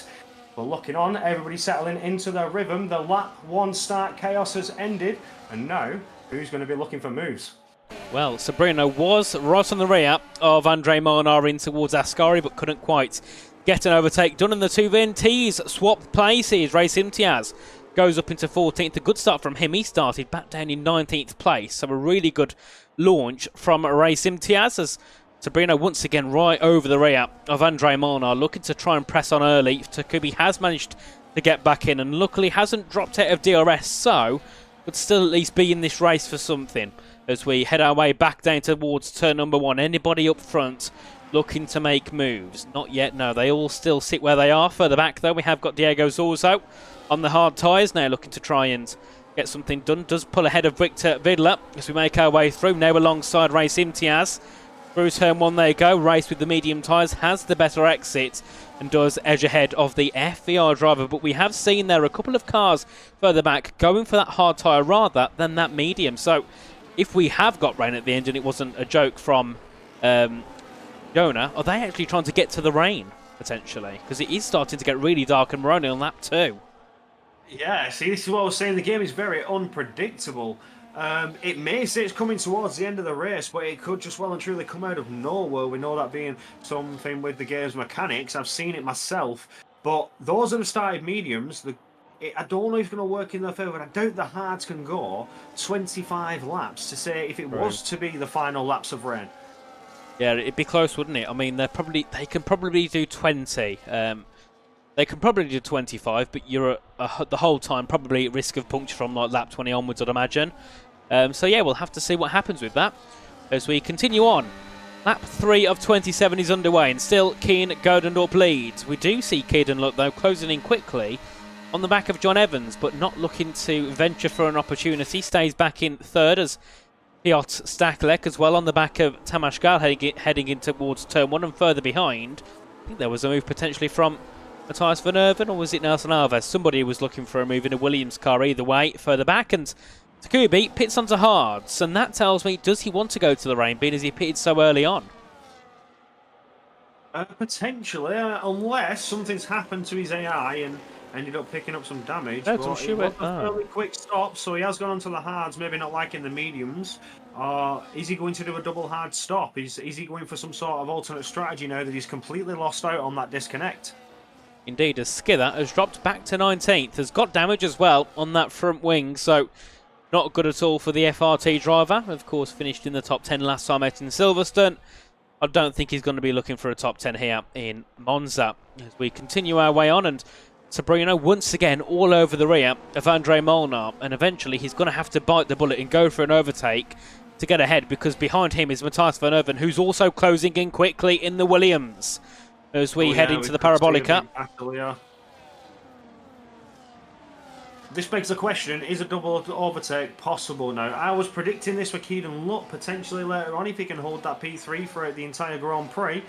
But how much speed are they actually going to gain? Wow, that sounds very strange down my mic. Did you hear it the way I heard that? What the did you car's cutting in and out No, it's as they only were normal to passing the me. camera. That was very strange. No. As the car passed the camera, each car, it was like, wait. Ooh. Oh, no. As every car went past, that was very strange. Through Don't the say audio the audio there. bugs are back. That's the last thing we need, isn't it? Well, That's close to contact. That's Matthias Van Erven and Sergio Sobrino having a tussle in towards the De La Rogier chicane. Sobrino's on the outside through in towards the two Lesmos. Then into Lesmo 2. And Sobrino slots back into 8th place. And that was a bit touch and go there by himself and Matthias Van Erven. And I said that, didn't I? Matthias Van Erven's going to get sick and tired of sitting behind. He's going to be wanting to make moves. But unfortunately, just couldn't quite jump ahead of the Mercedes, the Veloce Academy driver, and still slots back in 9th, and Joris Krozen as well for a moment also could have launched himself up into the top 9. But further ahead, Keaton Lutt still keeping quite close to the back of John Evans, and he's in that position now where one mistake from Evans, it could be an opportunity.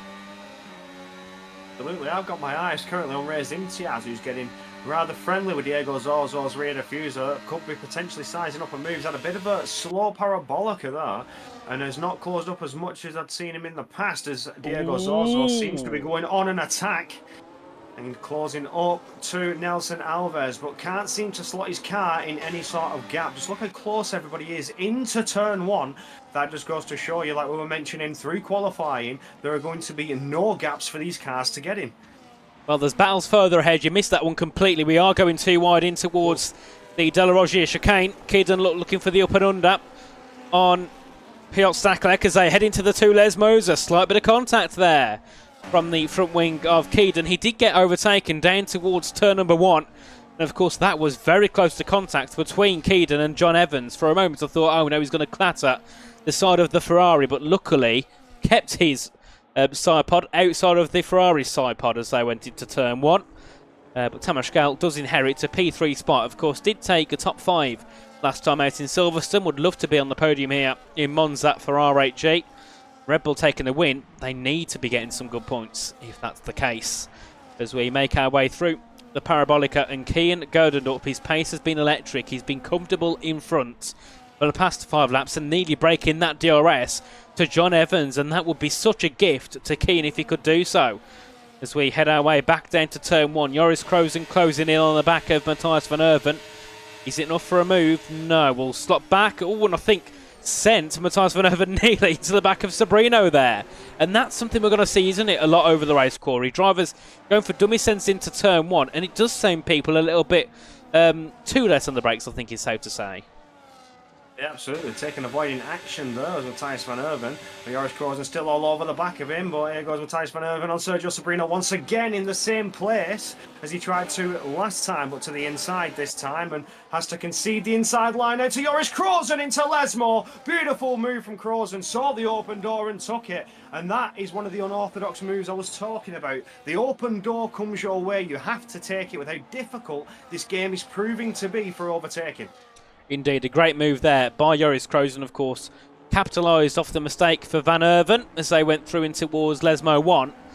And that does put that R8G driver now up into the top 9, and will be looking to try and close on further to his teammate. As John Evans is all over the back of Kian Gerdendorp. Now, has Kian either made a mistake, or has John just decided to put the pace down a little bit more in that Ferrari? As we head down towards turn 1, lap 7 of 27, 20 to go in this Grand Prix. And John Evans is burning the battery. He wants to try and take the lead, I presume, in this race. Down to turn 1 we go. The Ferrari does jump up into the lead. A nice move from John Evans. Takes the lead away from Kian Gerdendorp. And now they pull away once again. And for a moment, nearly got a 1 second gap over Tamas Gal. And if they do that more and more, there is an opportunity where they could pull a second over the cars behind, just because of that overspeed in towards that first corner with DRS. As we head in towards the De La Rogier chicane once again. And all things stay the same. And then, of course, further back, Philip Presneder on the hards. He's a leader of that hard train. And either way, it's going to be an interesting strategy. And it's one of those, Corey, where he either stays where he is because the strategy didn't work, or he makes places. He doesn't really lose much at all here. because most of the people behind him are on the same strategy. Yeah, it's one of those. Are they looking to see when this rain is going to come? I mean, the sky's still dark, but there's no sign of it anytime soon. Maybe we are going to see it in the final stint, but that does beg the question that they have to implement some form of strategy. Those mediums aren't going to go that distance. The hards, we've speculated maybe they could, but that is providing that that is the strategy they're going for. Again, if they slap on some fresh mediums, try to challenge the ones that have already done a stint on mediums, then when the rain is to come and everybody has to box again, that may benefit them in position. Oh, Joris Krozen's in. So I presume hard tyres for Joris Krozen here as he heads into the pits. The first one to bite the bullet here, it will be for the R8G team. Of course, the final pit box in the pit lane will be a set of hards for Krozen. And then, of course, as soon as that crossover point hits, which is probably this lap, where the hards become better than the mediums, boom, into the pits, onto a new set of hards, and then just try and build that gap down over these next couple of laps. And that will be the aim here for Joris, to just bring back some of that time compared to those in that normal train, and potentially make a position or two as of notice. Matthias van Erven also nearly dropping outside that 1 second gap, and that is the last thing he needs, and it's a mistake or a screen freeze there into... Oh, I think there's some mistakes here for Van Erven. I think he's got an issue with his monitor possibly, or his game, because he's just glitching everywhere. Something's not gone right for the McLaren driver. He's losing positions. And he's got his teammate now closing up to him. Certainly going to have to concede that. Doesn't want to withhold his teammate by any means, unless those issues have certainly been resolved. He's going to have to try and get back on the push. 2 seconds behind now after that. Indeed, not good at all there for Van Erven, and it's cost Lando Van Dijk and that DRS as well to Sabrino, and that's kind of put the top 8 into a really good position now as Tamashkal goes into the pits as well, as Ildrim is in for Red Bull. Nice and early too, and we'll see whereabouts they come out compared to Joris Krozen. That will be interesting to see if that undercut has worked somewhat for the R8G car, as Alves goes ahead of Van Erven down to turn 1, up into the top 10 for Williams, both of them now into that top 10. As we continue our way on, and look at that further ahead. They've all lost DRS to each other pretty much. Look at that. 3, 4 and 5 have lost DRS, and that is not what they need at all. I feel like this may be now where the tyres are showing their age, and the Dirtier playing that massive game on the car. And Lesmore entry almost pointing towards the inside barrier, and did very well to keep his car going in a straight line. Well done to you. And that, just like I say, on the tyre degradation, those rears are certainly feeling the punishment. Who was it, Corey? Because you cut out when you said his name. Oh, it was Keaton Lott. That was Keaton that's Lott. why I lost like 3 tenths then. I don't know why my mic's doing this, but yeah, Keaton Lott just almost went clattering into the wall in Lesmore entry, in Lesmore 1. Yeah, Lesmo 1 it's a killer. Same as Lesmo 2 on the exit. I hate it.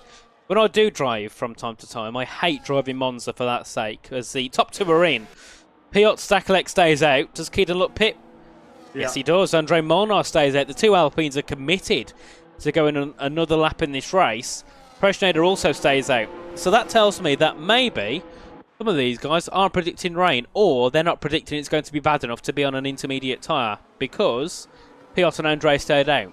So it's either that they don't think the rain's going to be as bad, they don't think it's going to happen, or I've been lied to in the chat. One of those 3 options there for the Alpine team. Oh, there is no rain. For leading hell's sake, Yona. See, you got me excited there, and now you've ruined the excitement. There is rain at turn 3. Thanks, Luke. Thanks for the info. Stay off apexes, boys. A bit greasy. Right, Ethan, I can't give you a wave when I'm not on this camera, can I? Bit of a silly request, but we continue our way on. And of course, John Evans is in that leading spot, and Tamashkal has got ahead of Keane Gerdendorp, and that's key, the R8G driver, because now he can just sit behind the back of John. Keeping my eyes on Keaton Lott, who's starting to close up to Joris Krozen there. Joris boxing early on, making quite an undercut. Has got himself well and truly into the mix of drivers, but with the tyre difference, is it going to make the difference? Ooh. Come down to the, Andre Molnar, 10 seconds to speed in the pit lane. Damaging. Very, very damaging, especially if he needs to pit again. He's going to have to sit there for 10 seconds and serve it. Race over pretty much for Andre because of the gap that he'll have at the end. Not good at all for the Alpine team, considering they was, well, hoping to get some decent points here this evening. Both of them in the top 10 quite comfortably. They need that. They need some decent points, but, well, Andre probably going to be well and comfortably out of the top 10, unfortunately. Well, they tried something. They've gone a couple laps longer than most, and it doesn't seem to be working in their favour. Mathis van Erven still running those mediums to raise Imtiaz as well. And Piot, I presume, will be in at the end of this lap. Obviously, they can't double stack. It'll just cost them too much time in the end. Brino was looking to try and get ahead of Keaton Lutt there. Went for a bit of a lunge into the De La Roggia, but couldn't quite get ahead and stays in 14th at the moment. Of course, he top 7 yet to pit in this race.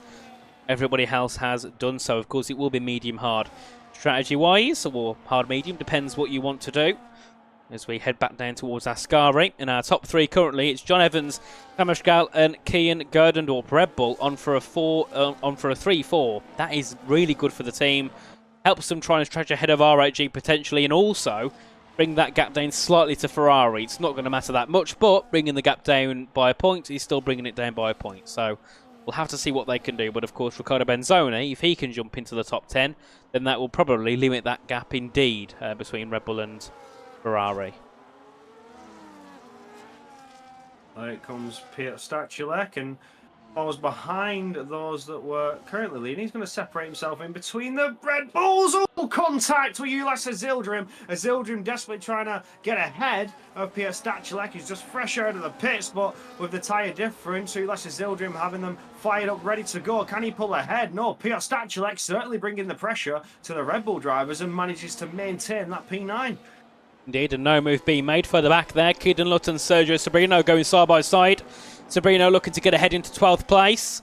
Keaton's on the outside into Lesmo 1. And that, I think, is move done for Sergio Sobrino. And that is not what Keaton would have wanted, because Sergio was on the same tyres as him. They both pitted at the same lap. And Sobrino now up 1 spot.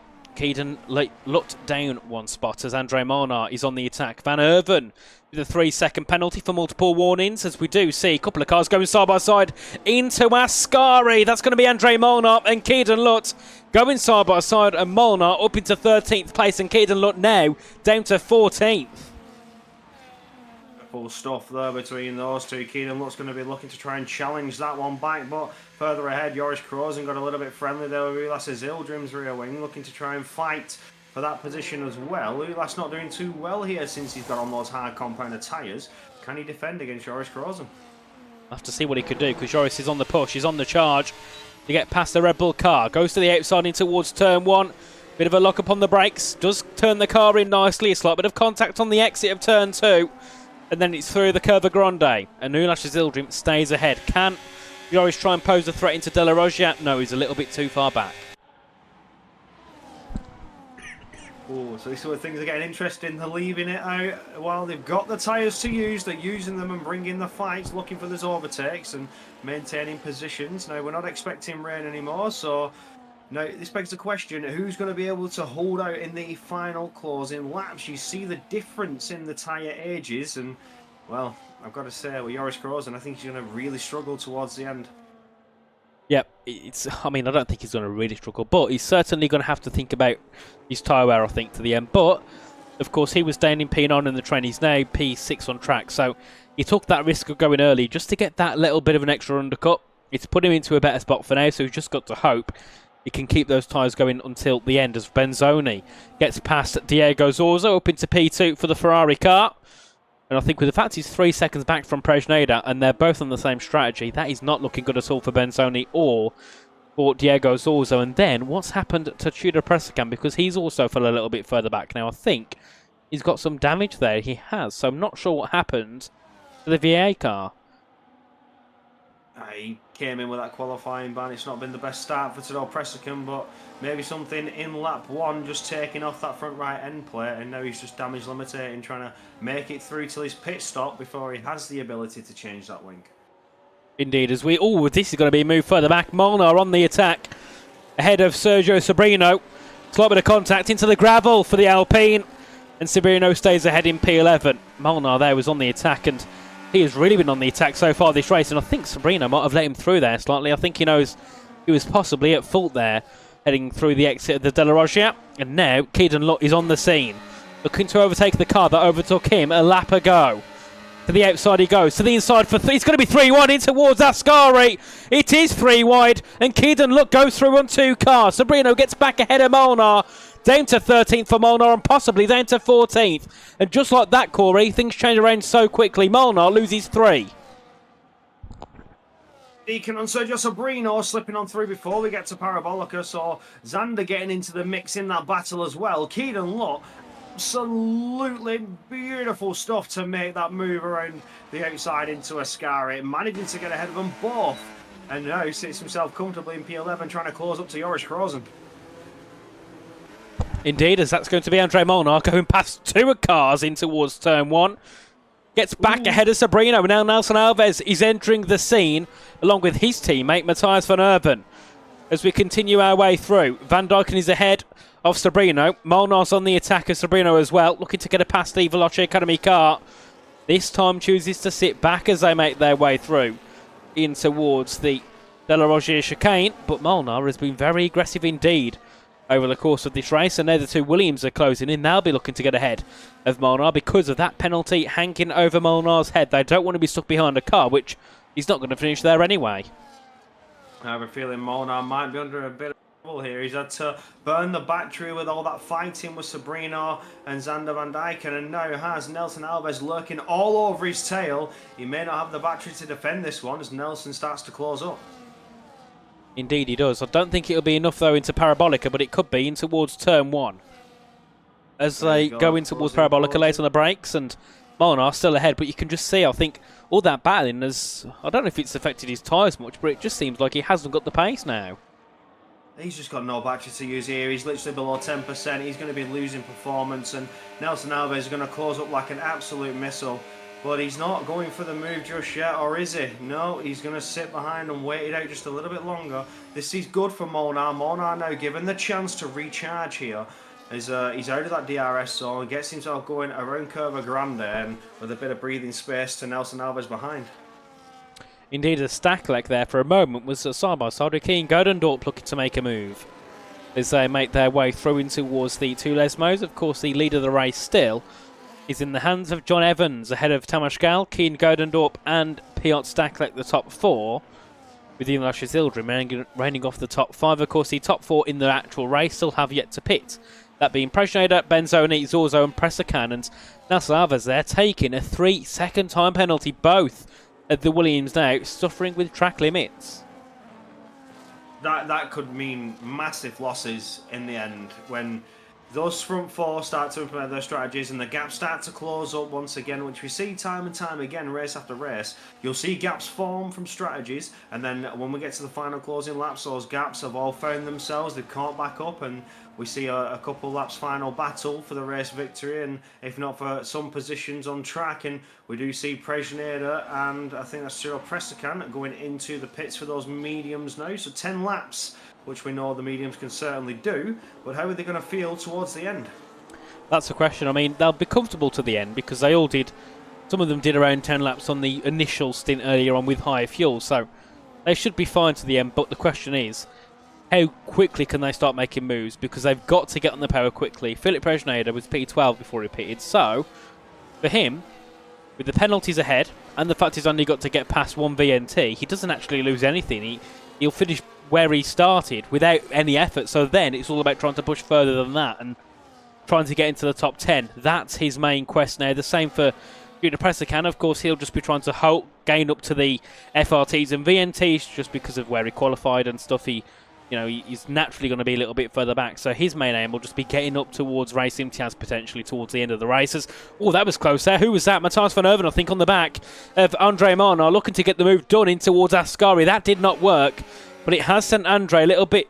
Oh, what's happened there? Further back, Takubi's off. Takubi's off at Ascari. Has he got a puncture?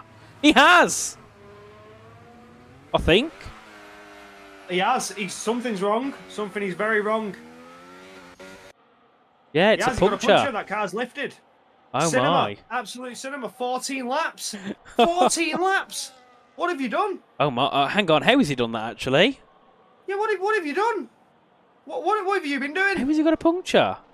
Oh, Oh, is he out? No. No. How do you get a puncture? How do you get a puncture at 14? I mean, if that's the case, then everybody ahead is done for. They've still got 10 laps to go. Well, we've already been proven wrong with Benzoni and Zozo. 17 laps, so that is you're doing something wrong. I mean, I don't know what he's doing wrong. something Oh, there's wrong. contact further ahead. Philip Preschnader and Nelson Alves. They're all going for it. Matthias van Overden as well on the back of Andre Molnar. That's a send. Oh, but they're both off. Oh, my goodness me. Both cars are off heading in towards Lesmo 1. And I think that was a little bit naughty there from Van Overden because all I saw was a car nowhere near the apex on turning. Oh no, yeah, he's completely sent Andre Molnar off the track, sent flying around, and now Molnar is completely caught out, P17, and falling ever further back. Now, I'm surprised Otis doesn't have anything to say about that one. Oh dear mate. Right, so we see Ray Sanchez has got the move ahead of Nelson Alves. That's a key move for VNT.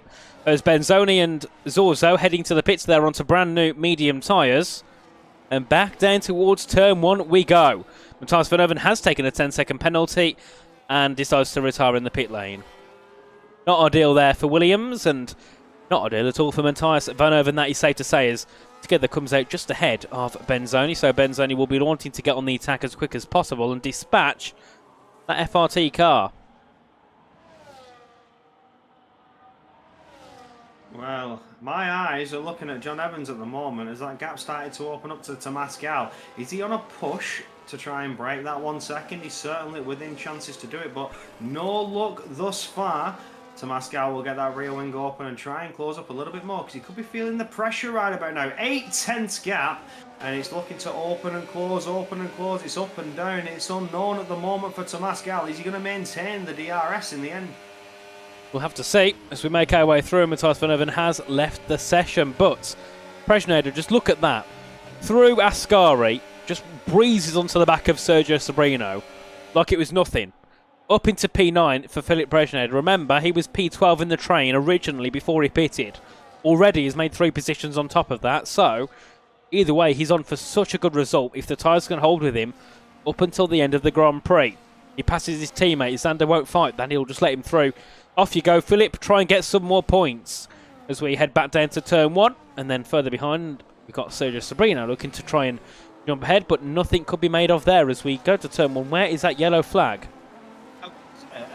Philip might have cooked here because Monza, he's got the grip to do something. They're all running 10 plus lap old hard tyres. He could make some very serious moves here just by being later on the brakes. He's got the grip to do so. Yeah, certainly has. And the fact that the fuel's lower, that means when they did 10 laps comfortably before, they're going to do that even easier now because they got less fuel. Yeah. So this is really good here for Preschnader.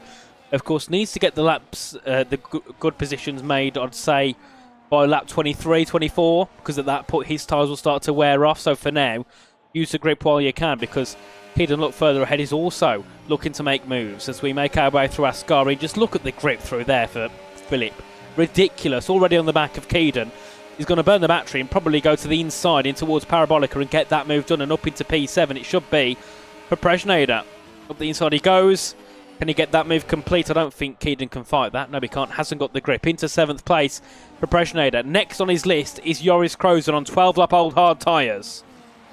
It should be easy pickings. Preschnader's getting closer and closer, but is he close enough to make anything this lap? No, he's forcing Joris to try and burn a bit, but he's still chipping away in the braking zone. You can see how much he's gaining there just under braking alone. Broke a 10th there on Joris Krozen and is now closing ever more. Now 2 tenths behind and just needs to settle into a bit of the rhythm. Do not burn out these mediums too quickly. You have some big gains to make. Well, further behind, we have got moves potentially on the cars as Sobrino and Ray Simtiaz are closing in quickly on the back of Xander Van Dijken as they make their way through into the 2 Lesmos. I'm on board here with Ray Simtiaz as he now has a charging Benzoni behind. What can the Ferrari driver do? Of course, he's, well, 5 positions back from Philip, but with newer tyres from Philip, he could also close up and get towards P7, P6 by the end of the race. Lots of opportunity here for Riccardo Benzoni and for Philip Preschnader as they all make their way through. Ascari and back down towards Parabolica. That prancing Ferrari's just come out of Scari, absolutely flying, just like Presneda did a couple laps ago, and it's easy pickings on Sergio Sabrino. Now it is time for Philip to get another move, and this time go up into P6. Never mind, he backs off. Yellow flags. That's at the final corner. I think it was Takubi letting a few cars through. As Benzoni does get ahead of Van Dijk and up into P9 for Benzoni. There we go, P9 for him as we now continue on. And look at that. Benzoni was 5 positions apart this time last lap. He's now only 2 apart from Philip. So he could even look to go higher than what Philip Presneda has done as he gets ahead of Keaton Lutton into P8 for Benzoni. What a race this could be for him. Remember, he started 18th on the grid. He's already in the top 8. This is incredible for Riccardo Benzoni. The strategy is certainly working to his favour. Now he needs to set sights on Presneda. Presneda knows that he's run the same strategy, but he has 2 lap older tyres than Riccardo Benzoni. So now he needs to focus. Now he needs to bring his A game. Get Joris Krozen dispatched off. Put a car between yourself and Benzoni. Give yourself a bit of breathing space. Indeed, as I head through Ascari, and you can see there, a bit of a snap for Joris. That could help Philip gain some time. As we head back down to Parabolica once again to begin lap 23 of 27. John Evans leads ahead of Tamas Gallen, pole sitter Kian Godendorp.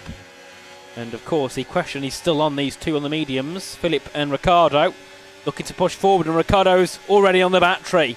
He's looking to try and get ahead of Philip Presneda. What a move this could be for Riccardo Benzoni. Down towards turn number 1. He's going to go to the outside line. He's going to look to try and get ahead. A slight wheel on the grass through there. Locks up on entry.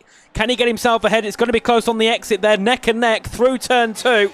And through the Curva Grande they go. Move complete. Riccardo Benzoni into 7th place. He's certainly showing us that this is his home Grand Prix. Started 18th. Up to 7th place with 4 laps to go. What else can he do here? Because he's absolutely flying. Yeah, this is absolutely beautiful stuff for Riccardo Benzoni, and a much needed overtake. The 2-lap tyre difference seems to be affecting Presneda a bit more than it's affecting Riccardo Benzoni. Presneda's not been able to get close enough to Joris to get any sort of viable move underway, but here comes Riccardo Benzoni with that rear wing open, looking to size something up towards Ascari. Is he close enough? No, he's not. Joris Krozen able to defend that just for now, but Benzoni is still looking for any open door that may come his way, and it may be on the exit of Ascari with the run that he can get. It will be down towards turn 1 here because you can see already Joris looking to save battery. Riccardo's burning it in towards Parabolica. He knows he can get a better exit compared to the R8G car, but the dirty air slowed him down a little bit. A loss of grip for the medium tyres as we head back down to turn 1. Battery's being burnt by Benzoni. Can he find the move this time? He's burning it all, but he knows actually this time I'm not close enough. I'll slot back into 7th place. Through turn 1 and 2 they go as Diego Zorzo, he's off the track. Down at turn 1, I think it looks like he was off the circuit completely. Diego Zorzo, and then further back as well, Andre Monar off the track at turn 1. Oh no, disaster is striking for some of these guys. Riccardo Benzoni still needs to close up a little bit more. We're getting to the point of the Grand Prix where the tyres are going to start to slip away from those that have gone for the medium-hard strategy. But for those that started on the hards, they're well and truly comfortable, looking to try and make some moves. Benzoni closing up ever more to the back of Joris Krozen now, well within striking distance. Can he get that rear wing open and size up a move for Ascari? He's certainly going to try, closing up to that rear diffuser. He's just not close enough yet. Oh, it's not coming his way, and the tyres are just starting to lose their grip. You can just see it's a dirty air as well. It really affects your car so much. I mean, the grip he has is insane, but once he's on the back of that R8G car, he can't do anything. He can't keep the grip through the corner. You can see through in towards Parabolica, immediately starts to lose time. Doesn't gain anything there through there when realistically he should do. Down to turn 1 we go again. Presneda's gaining in as well. He could be looking to try and make the pass. Once again ahead of Riccardo Benzoni. Down to turn 1 we go. And Philip is looking to repay the favour. Looking to jump up into P7. And he does so. Riccardo went past him. We thought Riccardo would fly off into the distance. But never mind. Presneda's back on it. Into 7th place for the McLaren driver. Can he now look to try and get ahead of Joris Krozen? Because so far nobody can get ahead of that R8G car. And he's done nothing. He's not even had to defend, and nobody can get ahead of him. Prejneda was on a tyre saving more than most. That's all I could explain to why he was not getting past Joris Kroos, and he was saving because he knew that he had this battle yet to come, as we've got just over 2 laps of racing yet to go. Indeed, and we've been told as well, the engine is an oven. That's something I forgot about. Yes, of course, when you're just stuck behind a car, that engine will overheat, and that does lose you power, especially down those key straights, down to Parabolica, down to turn 1, where it really matters the most, if anything, as we continue our way on. You can see there Philip immediately moving over to the right, letting that engine cool down slightly, even if it's only a couple of degrees. It's something. As we head through the final corner, back down to turn 1 to begin the penultimate lap of the Grand Prix. And John Evans, yet again, comfortable all race long, pretty much, as Keane Gerdendorp has lost the DRS gap. And that could also mean Tamas Gali is looking to try and throw the burners on himself and possibly look for a move for the lead. RHG would love to be able to take this with a top spot, as Diego Zorzo battling out with Sabrino at turn number 1. Who will get ahead? It will be Sergio Sabrino. So lots of battles going on here with a couple of laps to go, Corey. Sabrino looking to try and move up the order as we get going on the penultimate lap. Now, this is where Tomas Gal's going to benefit, not having Keane Gordon not breathing down his neck. He can just focus. Oh, I say that. Tomas Gal has almost had an issue on Lesmore 1, just like we saw Keaton Lutt do a few laps ago, and has cost himself some dear time, which was much needed in this battle for the race victory. But he's got plenty of opportunities to just close up a little bit more. John Evans, very, very comfortable out in the lead, conserving that battery, trying to just wait it out and wait to attack, wait to defend against Tomas Gal. Well, I've got to say, the front two are doing very, very well to break off that following Keane Gordendorp, who could be under pressure from Piet Stachulek behind. Indeed, so we go on to the final lap of the race. John Evans leads ahead of Tamas Gal. Can Tamas Gal look to make the move? Can he try and jump up onto that top step? Because he's got no battery at all in that RHG car. Down to turn 1, he's got nothing, I don't think, to fight with. No. Slots in behind. The only possible chance he'll have is down towards Ascari. Battery-wise, John Evans also has very limited. Both of them have burnt it on this last lap. So down to turn 4 they go. No move for Tamas Gal. He's going to have to make it down towards the Ascari chicane. Oh, Tomas Gal's just really desperately trying to get nice and close now, especially as we get to the dangerous and treacherous Lesmore corners, because he's going to get the DRS out of Lesmore too. How's he going to deal with the entry? A little bit of a wobble, losing some time with that dirtier. You can see how much they're struggling with the steering on those used tyres, but he's got the DRS and half a second away from John Evans. I don't think it's enough to even challenge for a move into Ascari. He's closing, but it's not close enough. He's going to have to get a beautiful run on the exit to even challenge John Evans now towards Parabolica. Further behind, Keane Gordendorp still looking to try and defend off against Piotr Stachulek. If Stachulek can get close enough, Andrea Monar and Skither are fighting away for the bottom end of the points, whereas Andrea Monar moves on through very easy, but out of the final corner we go, and it's John Evans to take the victory here for round 9 in Monza. What a race from John Evans to take the win ahead of Tamas Gal in second place. Keane Gordendorp reigns off the podium for Red Bull after starting off on pole position, and Piotr Stachulek, a good result from him for Alpine to finish in the top 4. Rulash Zildrim reigning off the top 5 for the Red Bull team, and I mean that's going to make things closer between RHG and Red Bull. The gap was 9 points before. It's going to be very similar with a P3 and P5 and a P2 and a P6. And Riccardo Benzoni and Philip Prejneda, what a race those two had. And I mean, Riccardo gained a lot. Philip also gained a few spots. It didn't, they went for a risk at the start, something that might not have worked, but it did. And they got themselves both into the top 8. A really good strategy from those two. And then we do see our final cars crossing the line. And, well, shameful, I think, is a word for FRT this evening. P18 and P19 and nowhere near the rest of the train. This will definitely be a race to forget for those guys. Together will cross the line in 18th place with a puncture. So, not sure what the FRT are doing with the setup, but whatever they're doing with their tyres, they need to, I think, catch up on the meta a little bit. Yeah, something's going desperately wrong for FRT in terms of that strategy. Tachuba had a puncture on 14 lap old, and then 18 lap old had for Skither. So certainly something needs adjusting for the next Monza Grand Prix in terms of the setup, because whatever they've tried here today, certainly it doesn't work. Indeed not. But back to the front, it's John Evans who took the win ahead of Tamas Garland.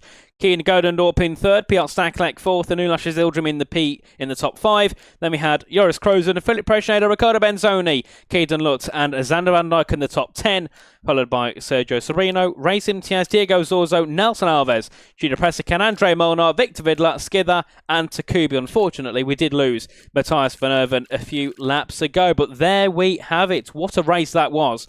And hopefully we can hear from a couple of our drivers. Yeah, we'll wait and see if we get anybody into the interview room for a quick little chat. We'd love to have it. And we'd like to see how your races went and how you fared in that Grand Prix. Because again, it's very difficult to overtake. That dirtier as well, we heard from John and Martins, the engines were an oven. Now, when somebody says something's an oven, I automatically assume 180 degrees. Now, that is absolutely diabolical in a Formula One engine. I hope they're not 180. I think it's when you get to like 135 degrees Celsius, they start to overheat. If they're at 180, jump out of the car quickly. That's my say. But we have got John Evans in the waiting room. We'll drag him in quickly. John, can you hear us? Yeah, I can. Perfect. So, yet again, another really good evening. Of course, last week it was a pole to win. This week it was P2 to the win. But the gap between you and Cian in qualifying was so short. Getting into the 16s, did you think at that point that was qualifying done? Did you not expect to see Cian jump ahead with a 16.94? No, I kind of expected it, to be honest. I barely beat my Q2 lap, so I would have been, and I saw that Red Bull were fast in Q2, so yeah, it's not surprising. But I mean, Cian's lap is also really good, so I can't complain with P2 and quali. So with the lap you did in Q2, I think was it 17.0. What was you kind of hoping for in Q3? Was you hoping to get into the 0.8 potentially? I don't know about that, but around Cian's lap would have been good. That's why I was not angry with. Indeed, P2, but because his lap was just really good. Yep. And then, of course, heading into the race, of course, the first few laps, it doesn't really matter if you're first or second. Of course, you made that move a few laps in, kept ahead of Cian, then they started to have a bit of a squabble behind between P2 and P4.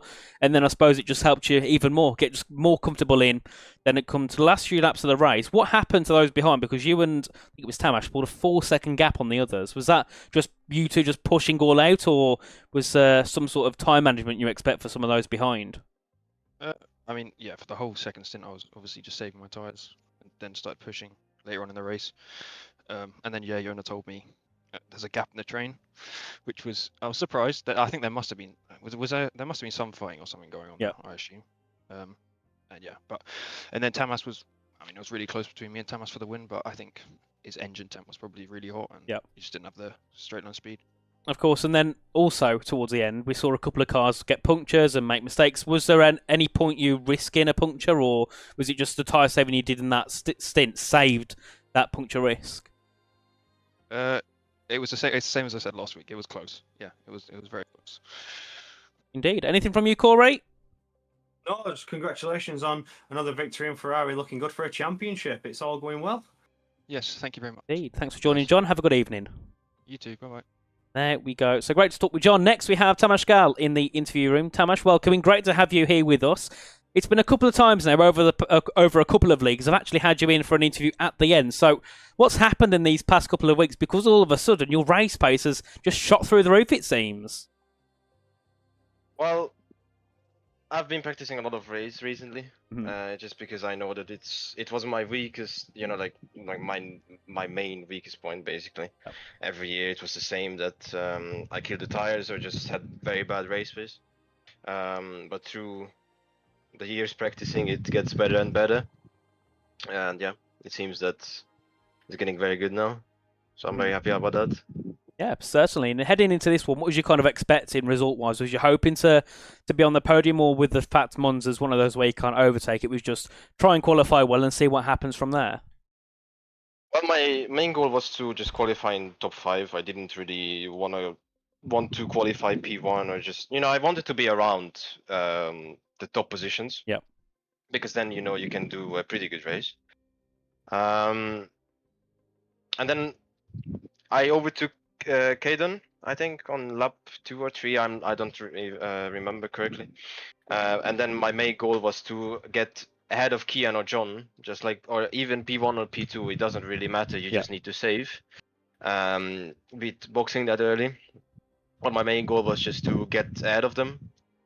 And I managed to get ahead of Kian, and then I needed to defend a lot of times against him because Piotr was actually pushing him a lot with fresher tires. Yeah. So it was kind of tricky because, you know, Kian had to always defend, but to defend he also had to attack me. So I was in a kind of bad position because I also wanted to save to, you know, go against John. So it was, yeah, it was a good race, I think. At the end, I just did a tiny mistake and I couldn't get the win. Win was the main goal for today, I think. Like after the few laps I saw, I knew that the win is possible this race. But yeah, the last 2 laps was just a goal to get close to John. Then I got very far behind. I was like 7 or 8 tenths behind, and then I closed up a lot. But then I did a mistake in the first chicane, like sector 1 chicane, and then sector 2 as well. So I lost about a few, like 3 or 4 tenths actually in those 4 corners. So then, you know, I had to close up again. But at that point I was already in a disadvantage with ERS compared to John. So it was kind of impossible at that point. But yeah, I did a mistake today. I could have gone for the win, but unfortunately didn't manage. But it's fine. It's getting better every race, and my main goal is just to, you know, just keep this up, and then it will be fine for the season. Yeah, more improvements are better indeed. And I did say the same question to John as well at the end. Was you ever at any risk of a puncture? Because we did see a couple of cars further back take a puncture, or was it just the fact that you could save on that second initial stint? You didn't really have to worry too much at the end. We did save a lot until lap 26. I think in those 2 laps, I think we got around like 12% of tire wear. Like we pushed, at least I pushed the tires a lot. I think I got around 10 or 11%. I pushed the tires a lot in those 2 laps. I think I was on 83, 82, something like that. Yeah, if I don't save in the previous laps, I would have probably got a puncture, but because we saved so much in those laps, like, you know, we basically saved for the whole hard stint. So yeah, but this is just a state of the game and the racing. You can't push, you can't, you know, this is the only, you can't really overtake in dirt air. You know that you just need to defend from behind if you're P2, and you can keep a gap to the car ahead, and then you can, you know, it is what it is. But this is just how you have to race this game. And I didn't manage to win today, but maybe next time. Indeed, I think it is what it is a perfect statement for F125. I couldn't think of anything better. But yes, so congratulations on the P2 Tamash. Anything from you quickly, Corey? No, just again, congratulations on the P2. You certainly brought the challenge there to what looked like could be a Ferrari 1, a Red Bull 2, because they were sort of battling with each other. But great challenge and a good P2 from yourself. Thank you. And I wish you good night, guys. You too. Have a good one, mate. Good night. Thank you for joining. Bye. There we go. So no Kian going up this evening, unfortunately, but what a race that was. What qualifying that was. The race was terrible, but the qualifying was really good. I really enjoyed qualifying. I think we should start doing that more often. Just do 2 full qualifying sessions. That is around the same time as the quali in a race. Boom, you've got more action there. But no, I think, evidently once again, you can't overtake on the game. I don't know what else to say. It's getting, I think even for us, it's getting beyond a joke, because it's getting a little bit more difficult to think of things to say when they're doing the same thing for 27 laps. It does get very difficult. I agree with you on that, Nathan. It's just what can you actually talk about? You can only mention the same thing so many times when it's just the same cars going around lap after lap after lap. I mean, we might as well start doing an entertainment show comedy scene at this point. Just make people laugh. Bit stand-up comedy. Yeah. Oh, dear me. But no, anyway, it was, decent evening. Qualifying was really good. The race was a bit meh, but at least it was a good result all round. RHG and Red Bull closer as always. Ferrari once again with another win. But I think that will be all from us this evening. Just one quick thing before we go. The calendar. Corey, we had Monza. We thought we'd get overtaken. Next week, we are screwed. We head off to Baku. Dear me. God. Oh, no. I mean, for that one, I need to get me extensive stats out about everything in Formula 1, because I need to read them all through twice over. That race is going to be interesting. Not in a battle way, but I think it's all about strategy, I think, there, isn't it? That strategy Yeah, will be the main thing, and that's it. Nothing else. No pace. Strategy. It's all about strategy, I've got to say. It's got to be all about strategy in terms of you've probably only got one opportunity to overtake, like the same again here, into turn one, because you've got a mighty long back straight. You're going to max out the top speed with the DRS, and eventually the overtake is inevitable with how long it is. You're just going to be carrying more speed. You will eventually pass the car, but it's going to be like that lap after lap after lap. So we can only suspect it's all about strategy in Baku. It certainly will be. Then, of course, Texas for the penultimate round, round 11, the most likely round. That will see Ferrari take the championship once again to make it 4 out of 5. And then, of course, we end off the season on October 10th at Saudi Arabia, Jeddah. Beautiful track. I'm sure that one should hopefully cook something up. But, of course, a big thank you once again, everybody, for joining. A big thank you to SRC for helping launch this season and making sure this season does run. And of course, next week, hopefully, we'll have one of our hot lap videos back once again. We didn't have one this week, but I'll promise we'll get one next week with even better drivers than we have done so far. But of course, a big thank you to everyone. Once again, big thanks to you, Corey, for joining me alongside in the commentary box. But that's all for now, of course. Same time next week, 7 PM next Friday, and we're back again. It will be the Baku Grand Prix. So, guys, have a good evening, have a good week, and we'll see you then. Good night.